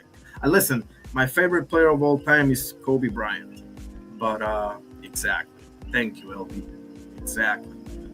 When LeBron's is on the Cavaliers, I'm a LeBron fan. When he's on the Miami, on the Lakers, he's dead to me. But definitely him. He beat a team that won 73 games, bro. It doesn't get more unbelievable than that. But while trailing 1-3 in the series. Come on, Carrier. Come on, man. Don't be a crapper. Come on. Seriously, what did he do unbelievable? He beat a team that won 73 games. Come on. It doesn't get any more unbelievable than that. I never said he was the GOAT. When did I say he was the GOAT? When did I say that, Carrier? Pull the video. I never say he was the GOAT. I don't think LB feels that way either. LB's an MJ guy. I'm a Kobe guy. I never say he's the GOAT. I never say he's the GOAT. LB says Heat a good team. Bam and Hero. Yeah. Oh yeah, they're a good team. I stopped following the NBA, but I mean, I know who Edwards is and Jokic, obviously, and this kid from the Pacers, and Luka and Giannis, and the usual suspects. Towns. Gary says, if he the GOAT with Kyrie and Kevin Love, why that's hard to believe? No, he ain't no GOAT. He ain't no GOAT. He ain't no damn GOAT. I wish somebody would tell me he's the GOAT so I can cook their asses. But listen, I can listen. I know so much about this shit, bro, that I can actually win that debate by taking LeBron's side. Y'all saw me call out Oster, and Oster has been missing in action, running for his life ever since I did that. Because I told him, Oster, you take MJ's side, I'll wear LeBron's hat for a day, as hard as that is. And I'll still beat you in that debate because I know the talking points, bro. And MJ got a few Achilles heels, man. I'm sorry, LB. Kobe's the GOAT, not MJ. Kobe scared me. LB, I need you to show me a shot like this from MJ. That's what I need you to do, okay? That's what I need you to do. I need a shot like this. Am I sharing my screen? Okay. I need MJ hitting a shot like this, please. Oh, Peyton. Bryant out top against Patterson. Kobe cannot get Patterson in the air. A wild. Bro, did you see that? Do you know how hard that thing is to make, bro? Double clutch from the 3-point line. Cannot get Patterson in the air. A wild. Come on, bro. And that's not even the best one. Wait for it. Just when you think the basketball gods can't get any cooler. No, I've told you before, this is not the guy you want to let shoot the shot in this building. It seems to be home for him. And with one left. Be honest with me. Kobe scared me a lot more than MJ did when the game's on the line. I'll put it to you that way. Kobe Bryant ties the ball game up. And don't give me that crap that he played under Shaq for all those years, okay? It is what it is. Only Kobe Bryant can do. Peyton to inbound. Bryant for three. Come on, bro. Get the fuck out of here. That don't make no sense. That don't make no sense, bro. Peyton to inbound. Bryant for three. Son of a bitch. Like, what a killer, bro. Kobe scared me a hell of a lot more than MJ did when the game's on the line, man. I'm telling you. I have an open challenge. No takers. No takers. Here it is. Here it is. I have an open challenge, and the link is right there, and we can do it on the chat if you don't want to pull up on the link. I have an ongoing open challenge. Kobe is the GOAT over MJ and Braun. Disagree, pull up, or chat it up. Okay? If you're the best with elite, you're supposed to. If you're the best with elite, you're supposed to do that. I don't know if you're supposed to beat a team that won 73 games with 3 superstars, young ones, at home. I don't. Come on, I don't even like the guy, but I gotta say the reality. That to me, that chip that he got against Golden State, bro. MJ never beat a team like the Warriors or the Spurs in the finals. Okay, MJ never beat a team nearly as good as. Oh, and by the way, how about him beating San Antonio with Tim Duncan, Tony Parker, Manu Ginobili, and Kawhi Leonard? How about that? How about that? Carrier and LB. I know we agree in like 95% of the things, but this is an open disagreement that we have, and we all disagree because Carrier, who's your GOAT? Because LB says it's MJ, who's my number 2, and I said Kobe. So who's your all-time great? Who's your GOAT? Is it MJ or is it somebody else? Is it LeBron? Is it Magic? Is it? I know you're a Magic guy. I love Magic. How can you not, right? I'm not mad at that. I'm not mad at that. And if you're gonna give me the talking point of Kobe copying MJ, well then MJ copied Dr. J. How about that? How about that? Because, I mean, you're born when you're born, right? And get out of here, LB. What? You're rustling my jimmies, huh? Robert Ory? Robert Ory is one of the greatest clutch performers of all time. Not for nothing. Big Shot Rob. Big Shot Rob. Or Cheap Shot Rob. It's rustling my jimmies. I knew it. You know why? Why what? Hang on a second. Okay, go ahead and explain. Go ahead and explain. Carrier. LD. Carrier says, because MJ was always the favorite to win in the final. Exactly. Right? He was always the favorite. Right? And right, but come on, LB. He does, right? He had 2 with Houston, he had 3 with Lakers, and then he won how many with the Spurs? Was it 2 or 3? Shit, I can't remember. He has like 8. Some weird, yeah. He has a bunch of them. Yeah, he was perfect in all 3 teams, man. Because on all 3 teams, he was playing next to an all-time great big man. Hakeem Olajuwon, Shaquille O'Neal, and Tim Duncan. So he was perfect in all 3 teams because he can nail that 3-pointer and break your heart like he did against Sacramento, or he can defend, he can rebound, and I love what he said here. You know, Robert Ory, I'm gonna ease up on my boy Ory because he said he preached here. He preached. He said, shit. This is not it. He said, because people are saying, oh, if Jordan wouldn't have retired, they would have won 8 straight. BS.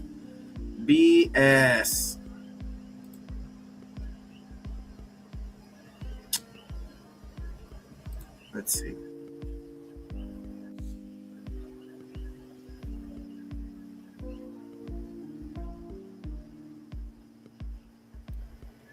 Are you hearing this? Oh, shoot. Let me share my screen. I'm sorry. Shit. Forgot to share my screen. I'll get back to you in a second, Carrier. Don't worry about it. We're going to have this talk. But I got to put some Robert Horry preaching. I got to do this. Let me put the right banner here so I don't get shut down. I may get shut down anyway, but that's why I try to put the shorts instead of like the videos.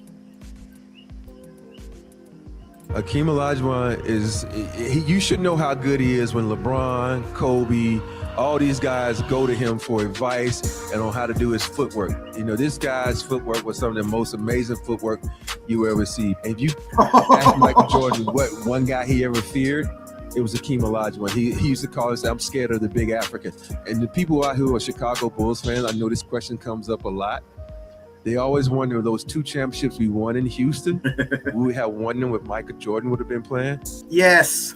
The answer to that question is yes, because they couldn't stop Olajuwon. We might not be able to stop Jordan, but they couldn't stop Olajuwon. We did have a guy that could kind of slow Jordan down and Vernon Maxwell. So before that question ever pops up, Mad Max. Yes, we'd have won 2 championships if Jordan would have played. Yes.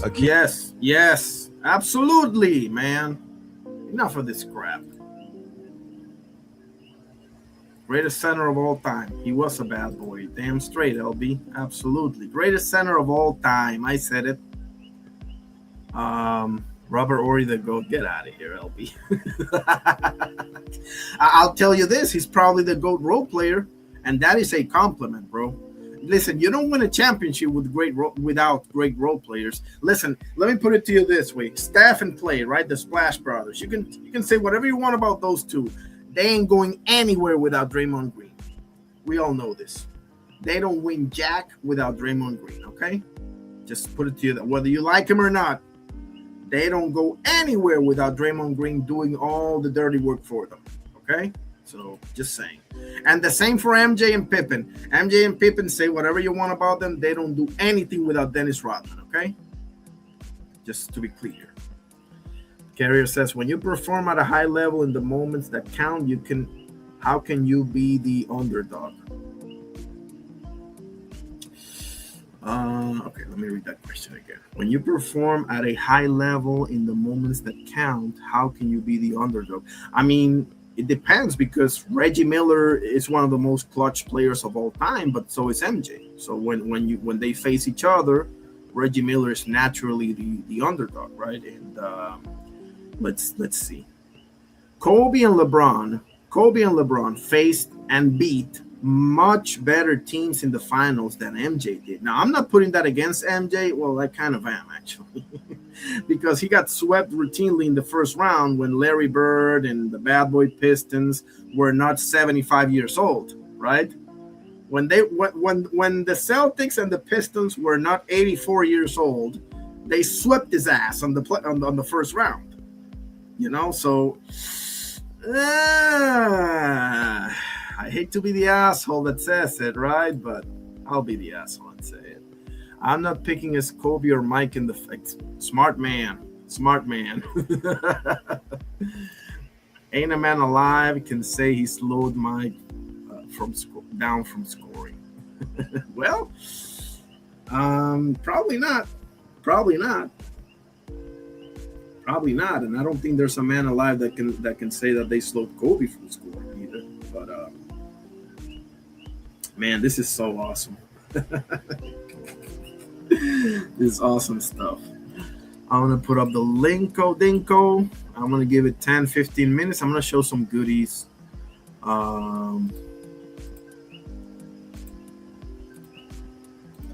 Okay, I'm gonna show some goodies, and if nobody pulls up, that's fine. Or if anybody want to talk about something in the chat, you know. Otherwise, I'm gonna call it, and I'm probably not gonna be able to call the Dubois and Wardley fight because I'm probably gonna be working. But I'll definitely be in for the UFC and the Leo versus the Zuffa card. I just remembered. Shit, I haven't talked about that one. Well, that's on Sunday, so maybe on Saturday I can talk about it, but let's see. Fight card. Shane Mosley Jr., this is middleweight fight, okay? 160. Shane Mosley Jr., 22-5 versus Sergey Boachuk, 27-3. Co-main event, Julian Rodriguez versus James Pereira, welterweights. Rodriguez is 25-1. Hang on a second. Is that the guy that got starched by Danny Garcia? Hang on a second.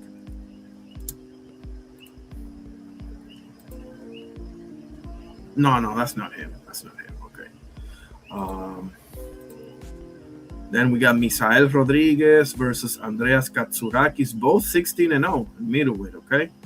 Light heavyweights, Rafael Moni, 9-0 versus Surai Mamutovic, 8-1.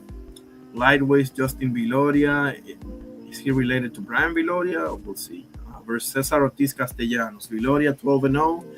Ortiz, 12-0 as well. Okay, you see, that's how you match people up.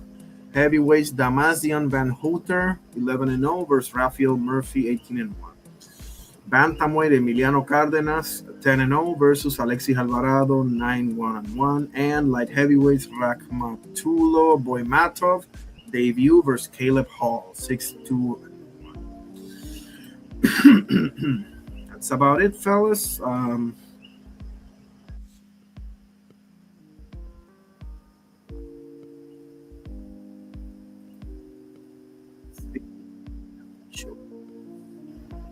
Showed a couple of things.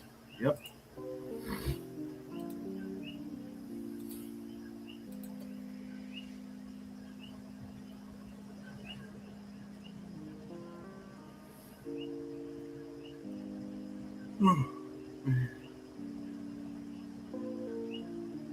Look at this thing. This is a thing of beauty. This is a thing of beauty right here.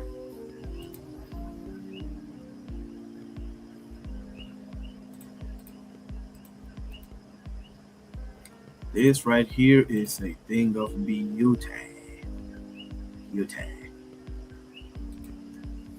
Check this out. Woo! The momentum swaying in the favor of Zuffa. That's a highlight reel to the end of time, bro.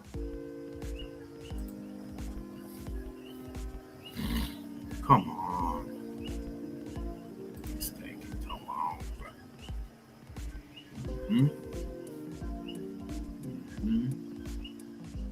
There we go. This is one of the most amazing. This is the most amazing stare down I've ever seen. Right here. Right here.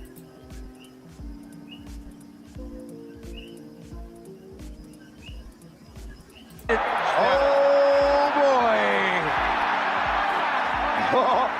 I stated earlier in the evening an erroneous statement. I said there was 14,500 people. There are in fact 18,926 people. It's way more even sold out than I thought it would be.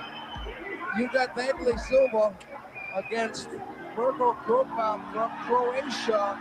Mirko Krokop is an anti-terrorist squadron leader.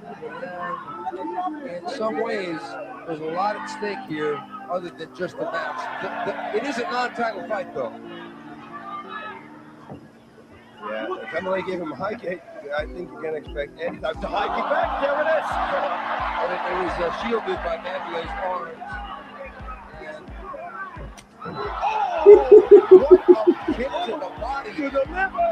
Wanderley got the lock. Oh, Wanderley's got it down. Wanderley got Krokop down. This is a scenario that most people thought would not happen. Whoa! Whoa! Look at this. This Bro. I've never heard a crowd like Bro. this. Wardley Silva on top. Now, it's under special rules here. If the fight goes to the ropes and outside, they will not restart the fight standing on the ground. They will restart the fight standing. Wanderley on top. If I would be a Kabayel, I would watch out for the kick to the liver again because that was a hard. Look at this. Look at this. Wanderley. Good knee there for the liver. Whoa, this is a shootout here. And there it is, Wanderley with the movement, and that is a smart strategy. And Wanderley countering. And look, Wanderley on the bottom. But Krokop wants nothing of it. Whoa! Yeah, we never saw him like this before. No, Wanderley is fighting a real good strategy. And Krokop, that was on the arm, although it doesn't hurt to make your elbow feel any better. Yeah, he's got the takedown again. Got another takedown. I think so, and I think that Mirko also thought that Kabayel was going only for takedown. I think he never expected that the Kabayel was going to strike that effective. Look, listen to the people here. Looks almost like Mirko setting him up for an arm fire as he's holding the arm. That would be a total surprise. And look at this, he's pounding away. Wanderley trying to finish here seems to get tired. Yeah, but when you have a Thai boxers at that level, they're always very well conditioned. He knows he can't get careless. Wanderley shooting the high kick. Well, man, I'm really impressed with Kabayel's striking ability. Oh, that was a good right hand from Wanderley there. And a good left hook counter by Krokop. Krokop going to try to get out of the clinch. Set him up for something like that. Oh, shit. Look at that, bro. Set him up for something like that. Oh. How much you want to bet he broke at least 2 ribs? How much you want to bet? Oh, that's the liver shot right there. That's the liver. The Wanderley's coming forward now. Wanderley can't get reckless because we know with Wanderley sometimes when he gets hurt, he comes in there and just wants to dog it. Look at Wanderley's body. That could be the start of the finish. There's a high kick again, but you know he's going to throw the middle kick again. Yeah, boys, I love it. Wanderley, nice blasting a right roundhouse kick to the body. Hooker couldn't take Wanderley down. Wanderley He's a decent wrestler. We saw that against Henderson. Vanderlei going for the takedown. Vanderlei on top in the door. Tough match. Vanderlei clinching. Vanderlei got the body lock up against the ropes. 30 seconds left. And finally, Wilcox crawls away. That was a hollow body. One or two more to finish the fight, but it's 15 seconds. 15 seconds. And Vanderlei, he's not going to stop anymore now. Trust me. Wow. Oh man. All right, that's about it, fellas. Let's take a look at the surveys, shall we?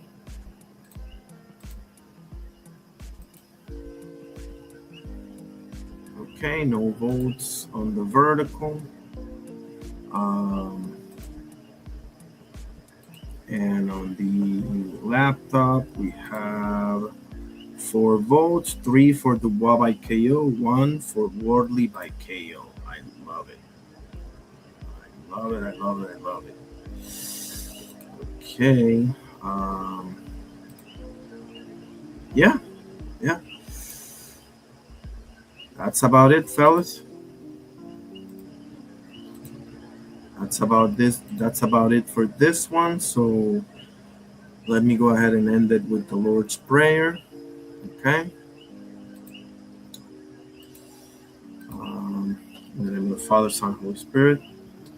Our Father who art in heaven, hallowed be thy name. Thy kingdom come, thy will be done on earth as it is in heaven.